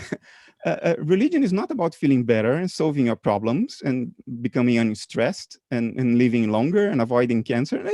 Or getting the person you want to be your partner. That's not what religion is about. Religion is about a relationship with something transcendent, of which you are part and which surrounds you, and you're immersed in it at all times. Religion is about a personal, direct acquaintance with that, facilitated by liturgy, facilitated even by dogma, if it's not overboard. If it's not poisonous dogma. Yeah, and if it's not dogma. poisonous. Yeah. If it's dogma in service of, well, I think the natural thing that comes with the transcendence that you're talking about is a moral response to the world, in that you start to take life more as a sacred thing, and your own life as, and you see it as more of an important mission for you. Like you've even talked about how nature was trying to birth something through you with the books you've written, so you had to give over to it. That's a religious way of interpreting reality. Exactly. But even we in the West, as cultural Christians, we sort of sometimes do the same thing that some Harris did with Buddhism, turned Buddhism into a technique for feeling better. We run the risk of turning Christianity into a sort of appeals process to get the outcome we want in the judgments of life. Because, prayer has become a ritual for telling God what to do. Right. What the hell? Is that what prayer? Is that religious prayer? Once a day, you go to your home sanctum and you tell God what to do. You give him a list of what you want to happen, what you want to have. We have forgotten that in a relationship, things go two ways. We never ask ourselves, what does God need from us? What role are we here to play? Right. What is our mission, and what are we here to accomplish? Like, at the very least, life is a profound gift. So you have a responsibility to maximize everything you've been given, potential wise, to the fullest, if just for the sake of other human beings, just for the sake of other people who are on the planet. Maybe but for also the sake of God himself or itself or herself. Because we have this notion that the divinity can take care of itself, and it doesn't need anything, and it's not in trouble, it's not suffering. And I wonder if that truly is what's going on. At least it doesn't seem to be what's going on, because life pops on this planet everywhere it can possibly pop. So there is a tremendous impetus in nature to place life everywhere where it could remotely arise, it's there. So there seems to be this enormous impetus for the appearance of life. And that suggests a need. That suggests an impetus of some form. Something is not all well. God is not fully content. Otherwise, why would there be creation? And I think, what is he trying to realize through us that needs to be accomplished by us? That's how I hear what you just said. Yes. What service can we render to God that is truly a service to God, and not just a arbitrary moral play, ultimately pointless, because God already has everything. God doesn't need us. Well, then the whole thing is pointless, right? And anyway. The other thing that I was going to say related to this is, for example, the Cologne Cathedral, the experience of the cathedral itself is so overwhelming in terms of its majesty and what it does to you aesthetics wise, that was a part of it too, the ritual that connects you to the transcendent, where it's designed to create something inside of you, that feeling that you were talking about, that sort of awe or reverential feeling. That's what the church was designed to impart onto the people who were walking in. And the liturgy, the rituals. Yeah, and that's an important part of it. And I think it's the most important, if you ask me. Well, I also think there are secular movements. There was one guy who video I watched, it's called like neo-atheo-paganism or something, and that's what I think John Vervaeke is also about too, which you recognized immediately. I kind of consider you guys kindred spirits in a sense, or very similar. Like you, in the second conversation with him, you pointed out that he could comfortably fit into your metaphysics. And he's somewhat talking about the same thing as I see it. It's just, that's what his meaning crisis is about. That religion gave you coping techniques for the perennial questions that and transcendence offers that. And that's disappeared. The risk, and that's something I like to emphasize, so bear with me, forgive me for interrupting you. Nope. We cannot promote religion just because, well, it's healthy for you, it's good for you. It's like swallowing a pill. Religion will never be vital if it is promoted because it's good to you. It has to be promoted because it's resting on some core of truth. Right. If we don't find a way to reconcile the core philosophical tenets of religion with our categories about what's possible and impossible, if we don't find a space within what the intellect allows to be plausible, if we don't find a space, a safe space for the core of religion that we can truly and honestly and sincerely say, this is true, then it will not have the effect it's supposed to have. In other words, religion cannot be a technique for self-deception just because you feel better and you live longer. No, that's not religion. Right. That's you gaslighting yourself. Yeah, it has. Our whole relationship with transcendence has to be based on plausible truth. Otherwise, it's just self-deception, and then it's some Harris Buddhism. It's just a technique to feel better. It doesn't have a bearing on meaning. That's exactly where you come in with mind at large, because the thing that sinks Christianity a lot for the skeptics is that there are metaphysical claims of Christianity that they're not willing to sign off on. And then they'll read the Bible and they'll go like, okay, I don't believe Jonah lived in a whale. And they'll kind of miss the point of what you're talking about, which is the transcendent core of it, which I think is the real beating heart of religion. And it seems like that's exactly what you think is too. Yeah, I mean, look, the Bible starts off fantastically already. The story of Genesis, it is so pregnant with metaphysical meaning and symbolism. It is profound. It speaks of the origin of our current state of consciousness, this metacognitive state of consciousness, dissociated, fallen from paradise. And remember, the devil fell first, was the first one to fall. I find it amazing. And what we forget is that, when the Jews exiled in Mesopotamia 2,500 years ago, wrote the Old Testament, they were inserted in a culture in which this schism between literal and symbolic truth didn't exist. People communicated through metaphor and simile. That was all there was. The invention of literal truth, you could say, maybe it started around the Renaissance in the West or in the Enlightenment project. It's a question of 2 centuries, more or less, but not 1,000 years ago. It's a relatively recent invention of the intellect, the separation between what's literally true and what is only indirectly true through metaphor, simile, or analogy, but could better be said literally. Now, this is a modern invention. It was not the reality of the writers of the scriptures. So the easiest way to get rid of religion is to turn it to a straw man, is to read the Bible literally and then say, you see, it's self-contradictory. And it is. The 4 Gospels are different. There are many internal contradictions in the Bible, but they are not true contradictions because they are written in symbolism.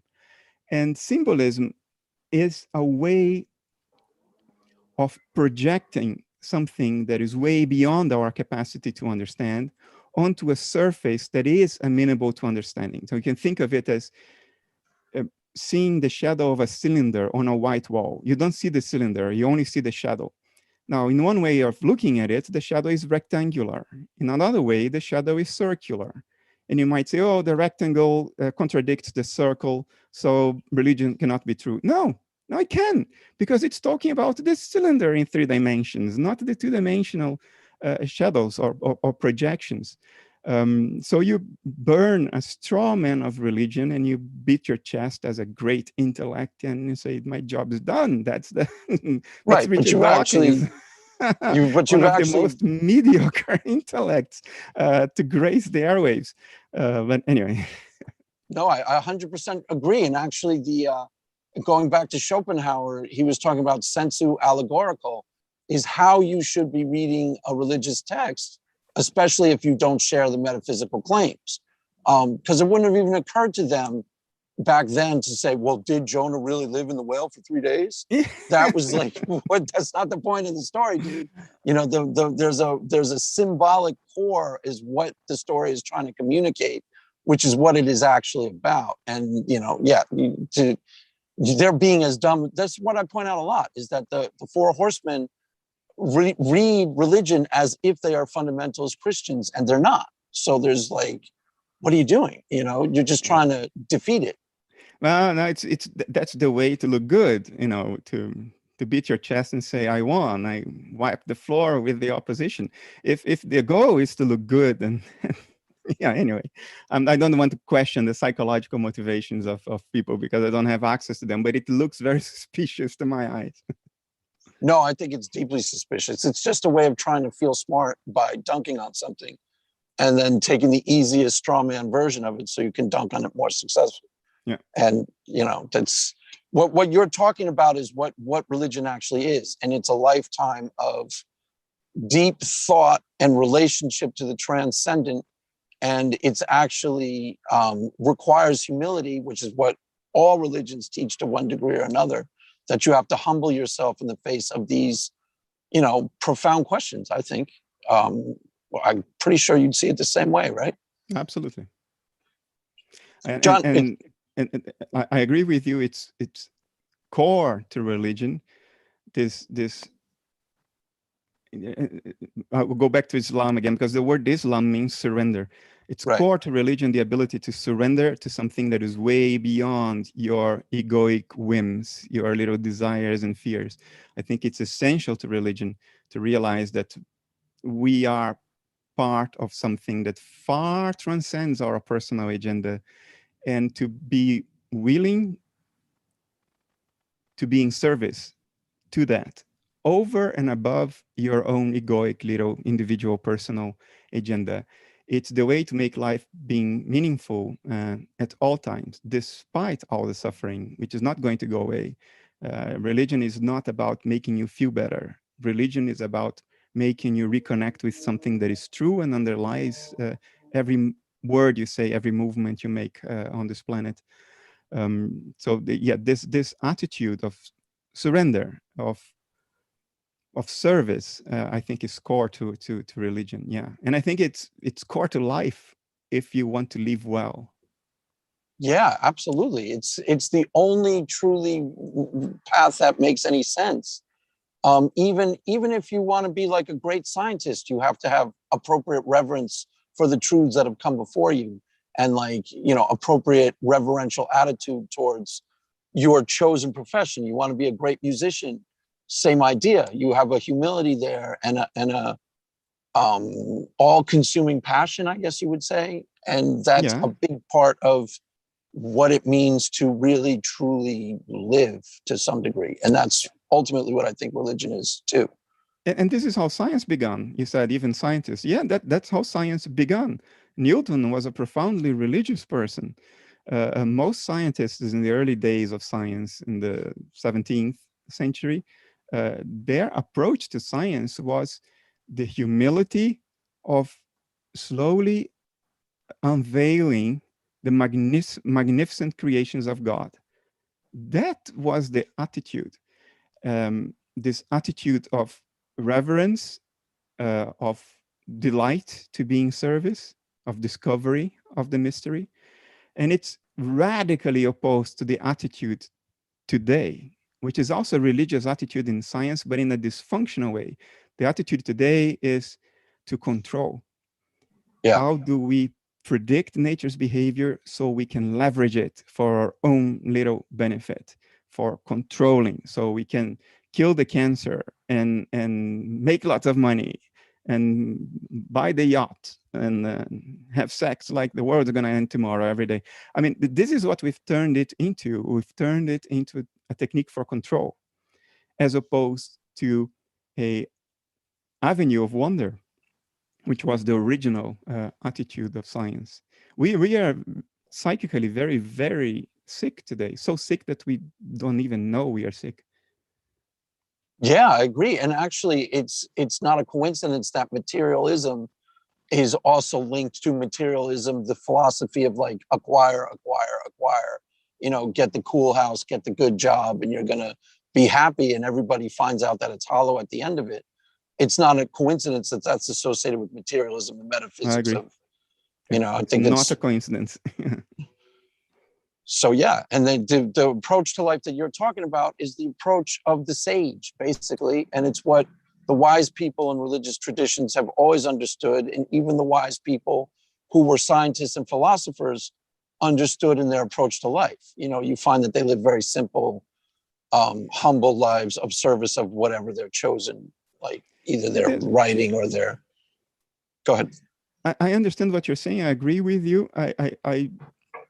The only thing I like to mention when the conversation goes in this direction is I hesitate saying that this is the way of the sage, because it may come across as something that is inaccessible to most people, while, well, it's precisely not the case. It's the one thing that is accessible to everyone, irrespective of circumstances. You may not know where your next dinner is coming from, but you can adopt this attitude in life right now.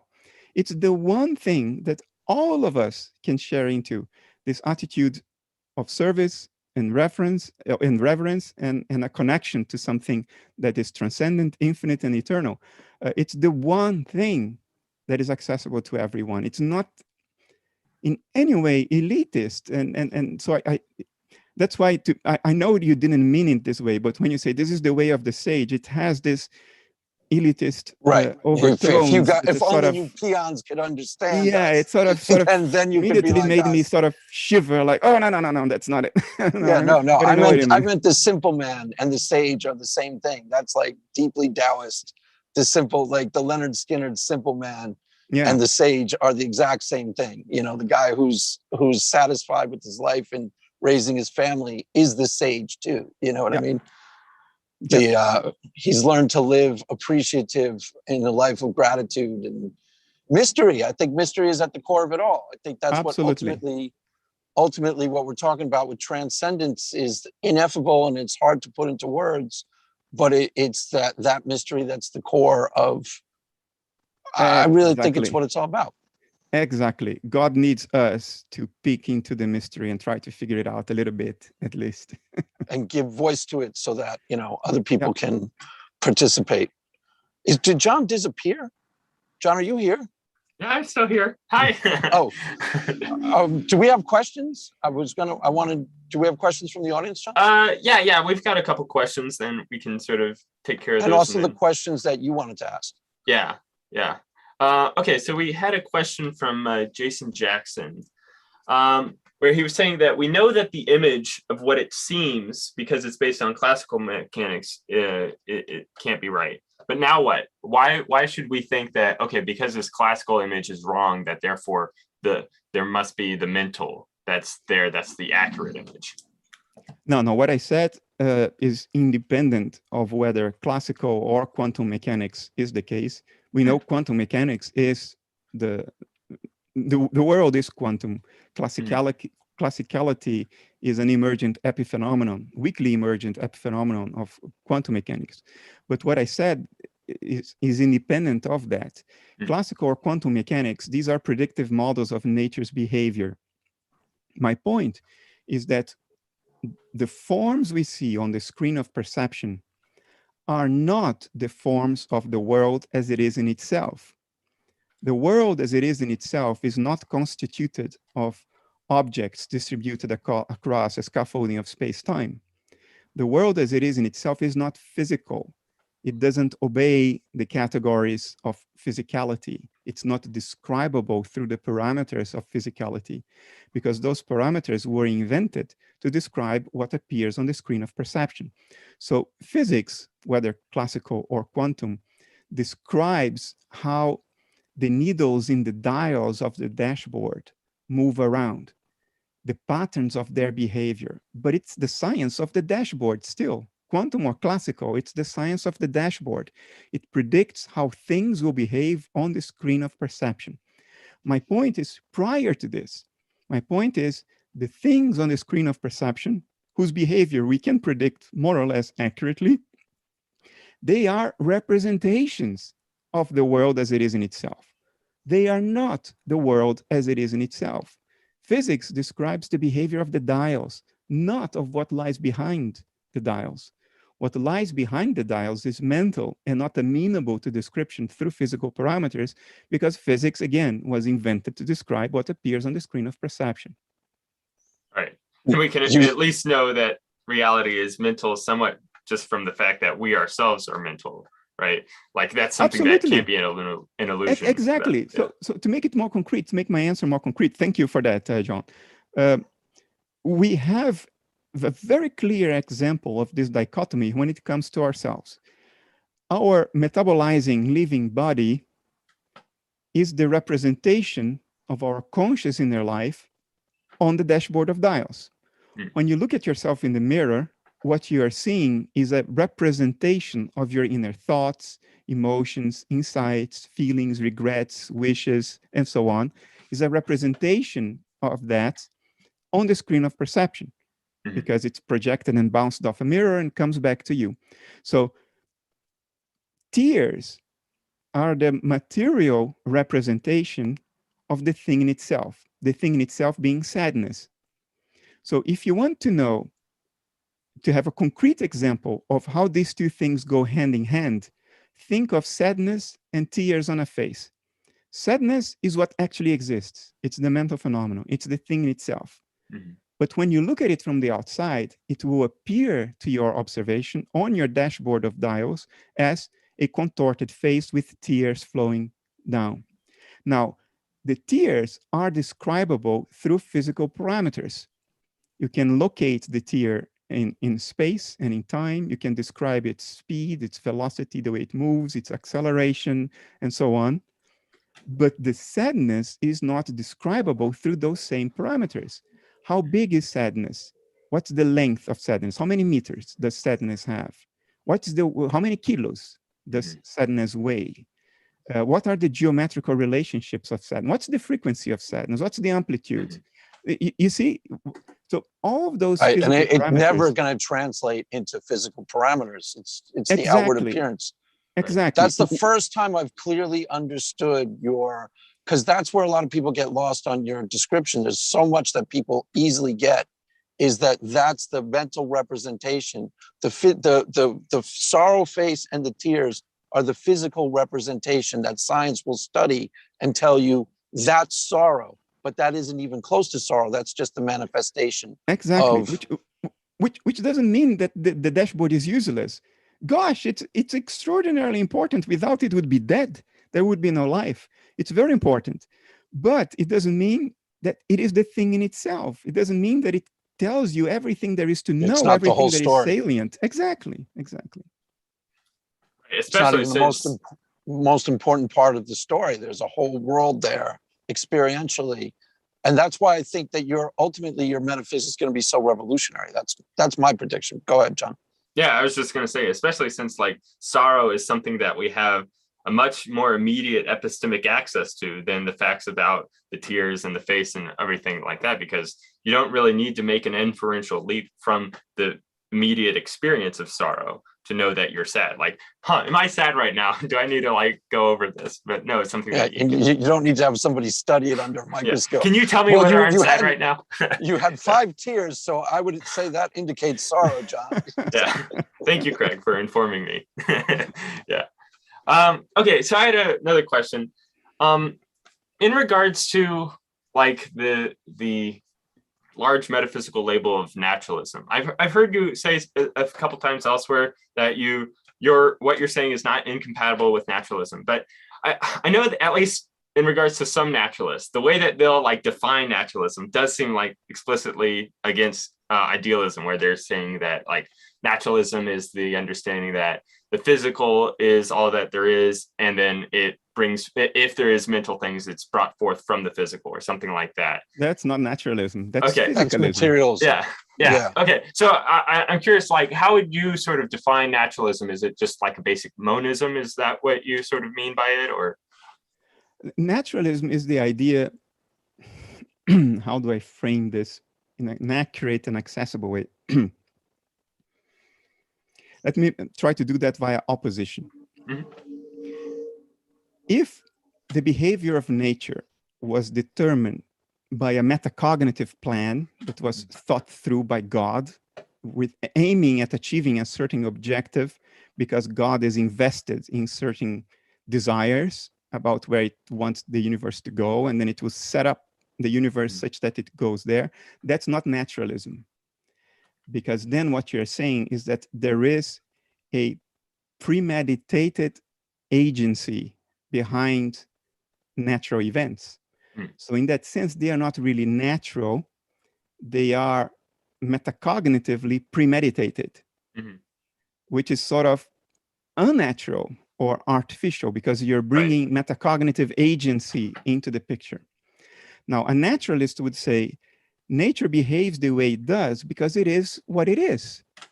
Nature's behavior is a direct consequence of its behavior, of its nature, of what it is. It's not doing what it does because it's following a premeditated metacognitive plan. It's doing what it does because it is what it is. Naturalism, to put it in one word, is the notion that nature behaves spontaneously as opposed to premeditatedly. Right. Okay. And idealism does not contradict that. Idealism would say physical nature is the body of mind at large, conscious inner life. Just like my tears and my contorted face are the body of my inner sorrow. But mind at large is doing what it's doing because it is what it is. It's unfolding spontaneously and not because of a thought through metacognitive premeditated plan that aims at achieving a certain thought through premeditated objective, if you know what I mean. Yeah.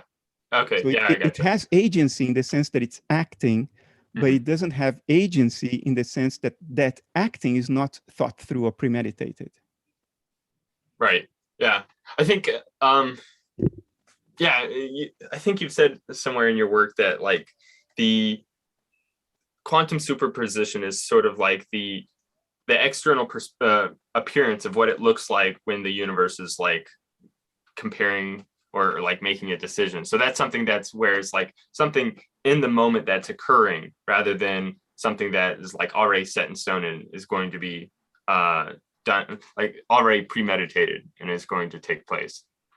Is that something sort of like what you're saying, that it's spontaneous there?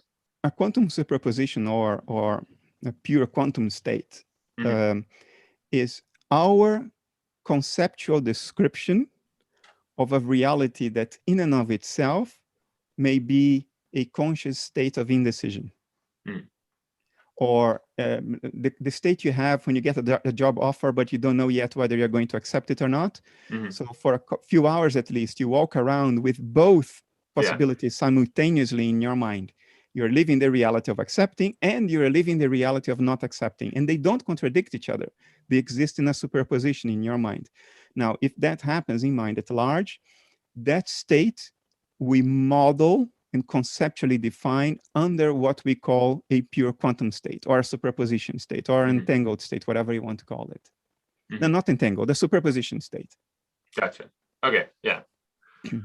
All right, so I had a question from Planting This Bulldog before the live stream. He had a question regarding corpses. It's sort of open-ended, I guess. Like, how is it the idealist model is supposed to understand like what a corpse is, given that like if the human body is sort of like the external representation of a disassociated alter. Once that disassociated alter has died or become reassociated or something like that? Why is it that the corpse remains of the person? Yeah, I'm surprised this question is not asked more often. So especially since like if you have the idea of a video game where somebody like leaves the game, it seems like their avatar also disappears. Yeah.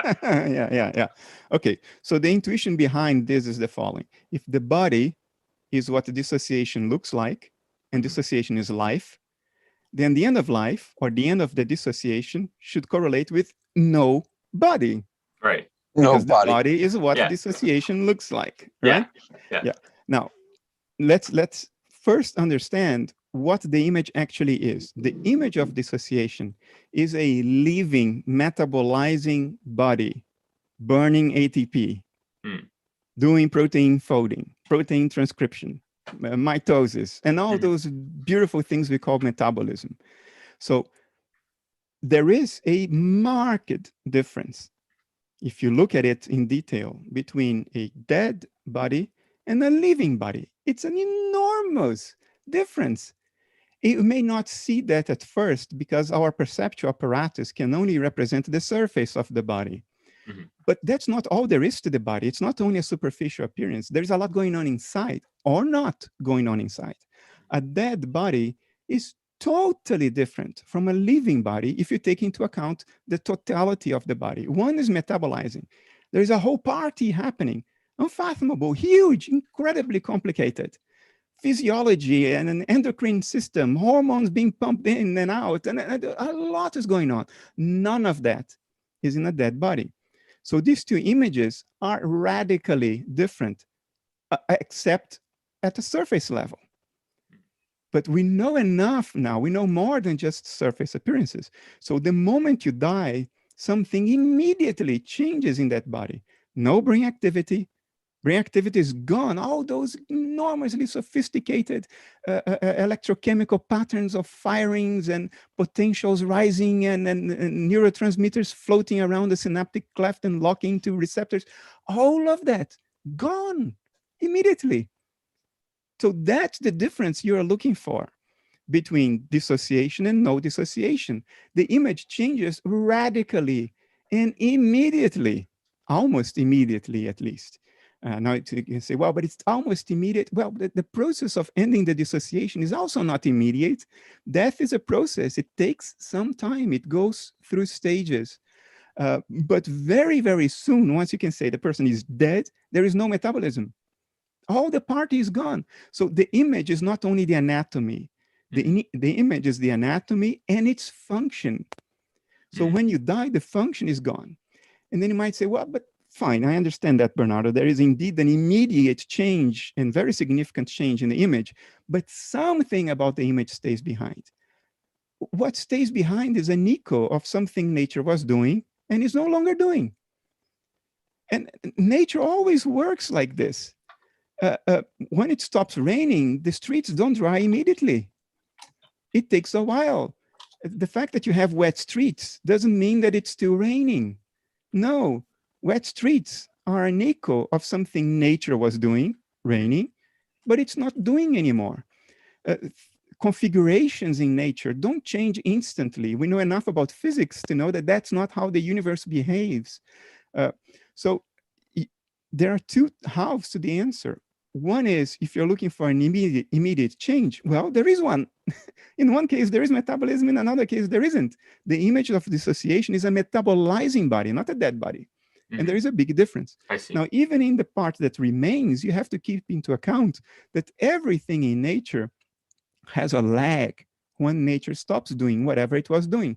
If the sun ceases to exist now, it will take us 8 minutes to stop seeing it. Because it's the time, not only the light, but the gravitational waves of the sun take to reach us. Again, if it stops raining, the streets don't die instantly. If it stops hailing, the ice doesn't melt instantly. Something does change instantly. It was raining, it's not raining anymore. But we stay with the echo of a process that's no longer happening. We stay with that echo, those consequences, those side effects of the process for a while. And that's what a corpse is. A corpse is just a lump of matter. It has none of the function none of the vitality, none of the physiology, of the patterns of metabolism of a living body. But that lump of matter still has the form of the body because it's the echo of something nature was doing. It takes a while for that lump of matter to lose its structural integrity, but it's still just a lump of matter, totally different from a living body. Right. Okay. Yeah. And we have a question regarding that. Like, where is it that the mind or the disassociated alter goes to? Now, using spatial language might not be right, but like, what happens to, insofar as your model sort of like predicts or explains? In life, we observe the world. In death, we become again the world. We are going nowhere. We're staying right here in this world. It's not a different world. It's not the other world. All these are metaphors for this world viewed from a different non-dissociated perspective. When you are dissociated, you interact with the world through the dissociative boundary and the dashboard of dials that evolution has built for us to collect information about what's going on beyond the dissociative boundary. And we call that the physical world. Once the dissociation ends, you are exactly where you have been all along. But that boundary is not there anymore. The dashboard disappears. And now you will interact with the world by direct acquaintance, as opposed as through the intermediation of a dashboard of dials on a dissociative boundary. So the difference between life and death is the difference between perceiving the world and being the world, becoming directly acquainted with the world. In both cases, you've gone nowhere. You're in exactly the same place you've been all along. There's nowhere to go. Right. But you become one with mind at large, so to speak. Yes, you interact by acquaintance as opposed to through perception. Right, and actually that could even be describing near-death experiences and why people would represent that back to themselves specific to their religious training makes sense to me, because those are like almost like the scaffolding or the individual picture you've given yourself to interpret what mind at large actually is in a way that's coherent to you. So it's totally tied in with your, and that's a very Jungian, a very Jungian idea. Because I was reading him a lot in my 20s too, when I started to become intellectually convinced that there was a God. That's how I saw it, is like a religion is the person is representing this language of the subconscious mind in whatever ways are culturally available to them. So the Hindu would use Hinduism, the Islamic person would use Islamic, but they're talking about the same sort of transcendent other to the best of their ability. And then the near-death experience would describe why you would see it all unique to you, but sort of very similar to this entire idea. That's how I see that anyways. I don't know if that completely made sense. Did that make sense? Total. Look, if you have a near-death experience and you come back to this dissociative state, you cannot put the experience in a platter and hand it to someone else for that someone else to feel the experience directly the way you did. It's impossible to do that. You have to communicate through language. And then all you have are your cultural references, your metaphors, your symbology, what you got from your culture that constitutes a sort of shared dictionary in terms of which other people can try to get a glimpse indirectly into your direct experience. And in that translation process, variety arises out of unity. If we could hand over our experiences on a platter for other people to experience them directly, I think we would be baffled how common human experience is, how largely the same in essence, in the core of it, it is. Well, why I think you're onto something that's so big though, is because that's what art actually is. You take the specific, the artist is so connected to his specific world, and then in recreating that for, like, let's say a story, he gets to something that is transcendent and universally available to everybody. Religion is the same idea, except that religion, people get really, really like closely aligned with their specific religion. So they stop seeing it in transcendent universal terms. You do when you read widely, but you don't when you don't. Go ahead. It's language and symbolism and mythology they are our ways to point, to say, oh, this is what I mean there, right there. Right. So what you have to do is to not keep staring at the finger, but looking at where the finger is pointing. This is a Buddhist Yeah, I was going to say idea, by the that's a way. common Buddhist metaphor. Yeah, It's but we it's make so this funny how. Go ahead. I'm sorry. We make this mistake all the time, Craig. All the time we make this mistake, and that's the idea of literalism. When somebody coming back from an NDE tries to communicate the ineffable, that which cannot be put in words, and he does that by using words, what he's doing is not trying to describe literally what was experienced, but trying to point at it so you can look and see for yourself. If you're given a hint, and the hint is that finger pointing. But we make the mistake of keep staring at the finger, and that's interpreting everything literally. We keep staring at the finger, and then we say, well, every finger is different. Well, guess what? Yes, every finger is different, but they're all pointing to the same place, and you don't see that because you're not looking at where they are pointing. You keep looking at the finger, and then yes, every finger is different, Surya. Congratulations, you debunked religion. Right. And like religion is the language of the unconscious mind, and it only speaks in symbolism and impressions and things like that. And then you mentioned Ibn Alexander before. That's what happened to him, right? He had a near-death experience, and then he started, I guess, becoming some type of believer or mystic or something like that after the experience. And I was into him for a bit, and I was. Do you remember the specifics of that? Oh, yeah, I remember. Ibn's case, I think, is one of the most fascinating ones, and not only because of the background he has as a neurosurgeon, somebody with a background, a education, a history that it's nearly impossible to poke a legitimate hole in. People have tried, not only because of that, but for another reason. And nobody talks about it. And maybe I'm wrong in what I'm about to say. Ibn will know whether I'm right or wrong. But what was so striking to me above that enviable background of having a neurosurgeon go through the experience, the most amazing thing for me was what I perceived as his almost naive openness in describing the experience as best as he could to do justice to the experience, to how he felt, to how he experienced the process. And I say almost naive because he didn't try to structure his description in a way that would sound more scholarly or plausible. Right. He just said that in the way children say things. Children don't filter out things. They just say it as they experience it. They are not trying to preempt attacks by framing it in a way that closes some gaps or closes some holes or makes it sound more plausible, more logical. They aren't anticipating the objections. Yes, structuring their description accordingly. That's it, Craig. You got it. That's what I was trying to say. He reported it in a way that clearly was devoid of any attempt to protect it against anticipated attacks. And that's rare. That's rare for somebody with that level of education, that level of intelligence, to be willing to expose himself so much as he did. And that can only be the afterglow of the NDE itself. In that afterglow, you don't care. People are going to attack you. Your ego is going to be hurt. Oh, what difference does it make? Everybody loves everybody. Love rules the universe. Let them come.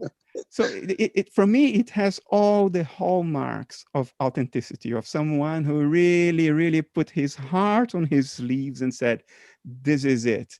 You may not believe it. I'm not trying to make it sweeter for you, more swallowable to you. This is what I experienced. And I thought that was remarkable. And it pissed me so mightily off when some Harris came out basically saying Ibn Alexander was a butcher and questioning his credentials and his knowledge. And then oh man, that really pressed the button that my shadow side just came out in full force, and I never forgot that to this day. Wow. Yeah, well, that's sort of the methodology of that certain type of atheist, is like the debunk, dismiss, discredit routine. That's a big, there are different types of atheists in the space that I always praise, but that's a big way of approaching to just try and eliminate it as a possibility by finding the holes, as if that's the only job of interaction. You are some responsibility to authenticate where it can be authenticated and deal with it with absolute integrity, which means you have some responsibility to deal with it in the way it's presented. That's how I see that. Absolutely. And you put it in rational terms, you put it pretty completely. Emotionally, for me, the way it felt, and I'm going to use the word innocence here, but not in the sense of childish naivete. No, innocence in the purest religious sense of the word. What Sam Harris did, I emotionally cognized as somebody spitting on the face of divine innocence. Right. I was even going to say fool for Christ when you were talking about even Alexander. That idea of be a fool for Jesus, or I've chosen the foolish things of the world to confound the wise. That's only the children. deep meaning of that. Only children will enter the kingdom of God. Yes, except you become as little children. And that's that innocent, like, experience of the deep things you're talking about, where you experience it for real. Go ahead. And so that's how I perceived Ibn's report. That's divine innocence shining through, unfiltered.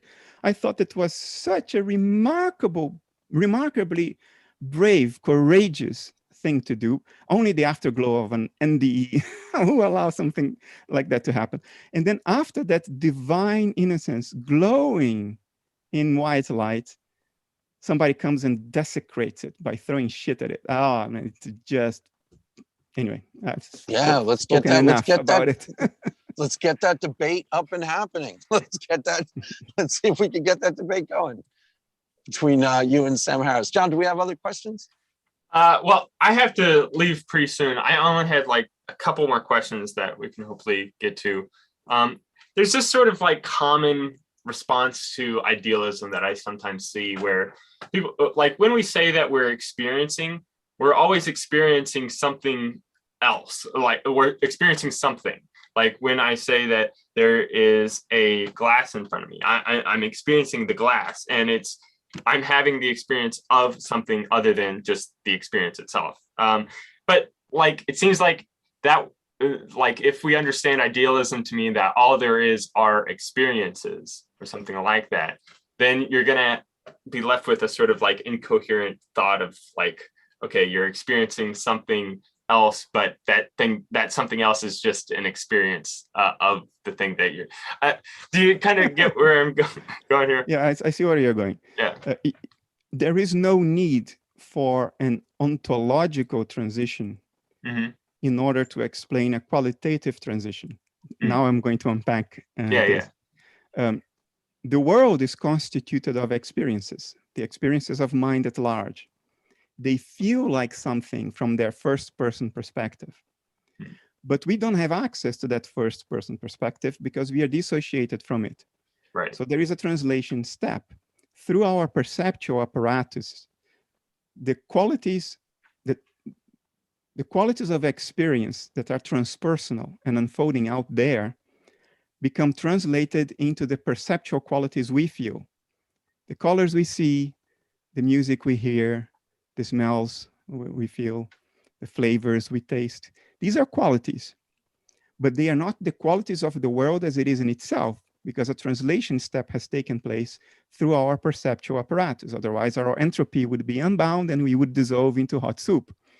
Or evolution wouldn't have allowed us to survive, and that's Dawn's theory. Now, the step that is happening here is from one set of quality to another set of qualities. The qualities experienced first person by mind at large, and the qualities of perception that I experience as a dissociated outer of mind at large. So you could say that the qualities of your perception are an experience of something else, an experience, an indirect experience of the qualities unfold transpersonally in mind at large, in the world out there. So they are experiences of something else, but that something else is also experiential in nature. Different experiences, but experiential in nature. So you still have this dichotomy of the experience out there and the experience in here. The experience in here is a representation of the experience out there. And these two experiences are qualitatively different. The representation is qualitatively different from the transpersonal experience out there, but they are both experiential. There is no ontological change. There is only a change in qualities. One set of qualities representing and being modulated by another set of qualities.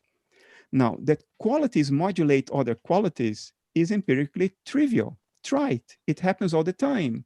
You can induce feelings of anxiety if you think about cancer right now. The qualities of your thought will modulate and influence the qualities of your emotions. Thoughts influence emotions all the time, and the other way around. So you have one set of qualities different from another set of qualities, modulating one another. So under analytic idealism, the qualities of perception that I experience as an alter, the colors I see, they are modulated by transpersonal experiences happening out there that I cannot experience directly. They are modulated by those transpersonal experiences so as to represent those transpersonal experiences out there. So you have one set of qualities out there, transpersonal, modulating another set of quality in here, personal, and which we call perception, the colors, flavors, smells, textures, and so on. So there is still the object out there and the subject in here. That dichotomy arises as a consequence of dissociation. The moment there is a dissociative boundary, there is the mentation inside the boundary and the mentation outside the boundary. From the point of view of the outer, the mentation outside the boundary is objective in the sense that the outer cannot control it. The outer is dissociated from it. The outer can only represent it on the screen of perception through a different set of qualities. But this object, from the point of view of the outer, from its own point of view, is subjective. I see. They are experiential dynamics in both cases, one modulating the other. Okay, yeah, it'll take me a little bit to, it's like trying to step inside of a whole new world of like thinking about things. But the one thing I'll say that might help is like why I think that this approach is going to be revolutionary is wrapping your brain around the implications.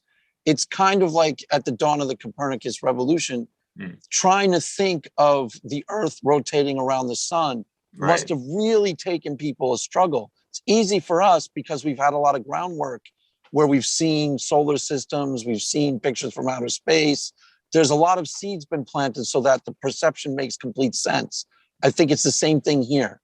What he says is hard to wrap your brain around, but it's just perceiving it the way he's explaining it. I think it's once you start to think about it a lot and you think about it in different contexts, then it starts to click and you're just like, I think it's an epistemic.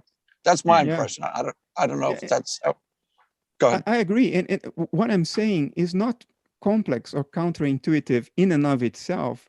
It only seems to be that because we are living in a culture and we are so used to that's trained us to think opposite. Exactly. That has trained us very deeply to think in different terms.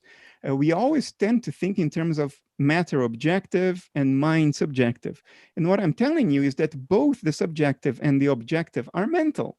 Look, when you dream, you dissociate yourself from parts of your mind. The parts of your mind that are generating the other dream characters, the buildings, the cars, the trees, you don't identify with that part of your mind. You think it's other than you. It becomes objectified. But in a dream, everything is subjective. It's your own mind making the whole thing up. But you still have experience. You still have the experience of objectivity, things that are outside of you. Why? Because during a dream, the ego becomes dissociated from the parts of your mind that are generating the rest of the dream. So if in the deepest layers of your mind, you're suffering from anxiety, but you're not egoically aware of it, you're not metacognizant of that part of your mind, during your dreams, you will perceive your anxiety objectified in the dream because you become dissociated. Becomes a nightmare that you acted out, you represented out in the dream through the characters now start trying to kill you in the dream, and that's your anxiety manifest as reality. I mean, it makes sense. But those characters trying to kill you, they are the anxiety in and of themselves. It's the anxiety. It's just that the anxiety is being represented by your dissociated dream avatar as a character that is coming out to kill you. That's part of what it is too is that he studied Jung so much when he was younger, and it's very Jungian, and but he's concretizing some of the observations so that I mean it completely makes sense, but you have to really think it through and prep your brain to get it. That's how I see it. It makes complete sense, but it's not the way we're trained to think. Yeah, it's much easier than physicalism. It's just that you're not used to it. Yeah. But if you get it first time, there is no coming back. It's like there's no coming back, John. You're going to become an idealist. There's no coming back, John. Join us. Yeah, Join us. It's so self-evident once you get it. You know, you can explain everything in terms of what's happening when you're crying and looking at yourself in the mirror and holding in your consciousness both the felt feeling of sorrow and the felt apprehension of the image in the mirror. That alone, now maybe that plus a dream, if you understand what's happening when you dream, these two things together, they are literally the key to make all the difficulties of ontology and metaphysics and philosophy of mind today just, they vanish. And why they vanish? Because they were never there to begin with. Those are problems we invented because of our screwed up thinking. They were never real problems out there. We invented them. And once you see through them, they just evaporate because they weren't there to begin with. They were never real. Okay. Yeah. Well, that's something to look forward to then. But I have to go. So, Craig, do you want to? So we wrap it up? Yeah. So the one thing that you should know is that you are starting to deeply impact this space. Like we got 4 or 5 idealists and a couple more idealists in training. And I think its application towards what we do is like really, to me, really obvious. Like one of the guys I hang out with a lot, Ron, sees it immediately too. A couple of people in the chats I'm in.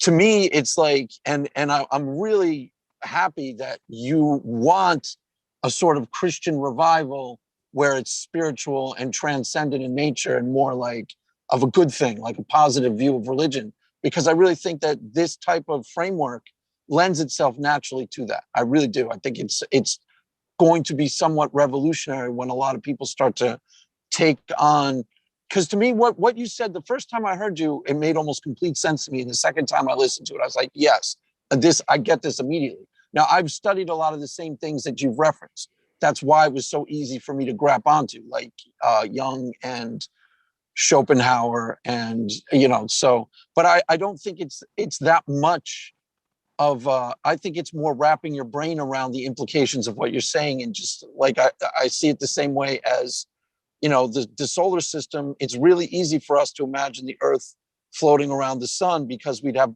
enough preparation to perceive it that way.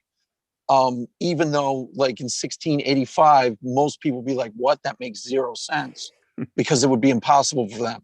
That's what I think the real thing is. And then once people start understanding it, I think it will make sense to a lot of people. I really do. I think it's borderline revolutionary, and it's been very influential on me.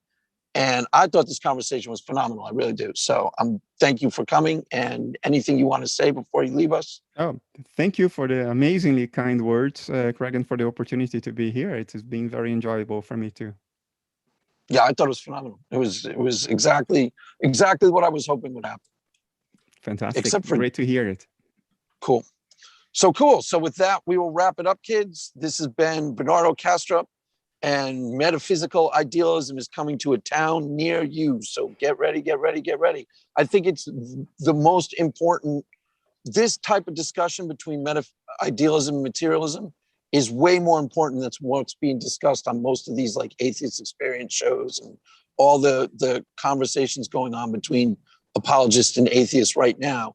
This is, I think, 100 times more important, and it's going to be really impactful within the next 3 years. That's how I see it coming down, because I think the implications are obvious. I think you see that too for religion. I think the implications are pretty obvious. It naturally fits. It naturally, there's no work I got to do. If somebody signs on to your metaphysics, which are very convincing and really well explained, there's not much work for them to say mind at large is God. You just mind at large is God. It doesn't really, it's not all that complicated. That's why I see it as being very impactful. So anything else you want to say, and then we will wrap it up. No, I cannot contradict what you just said. So perfect. So with that, we will close her out, kids. You saw it here live. Metaphysical idealism is coming to a town near you. Get ready, get ready, get ready. And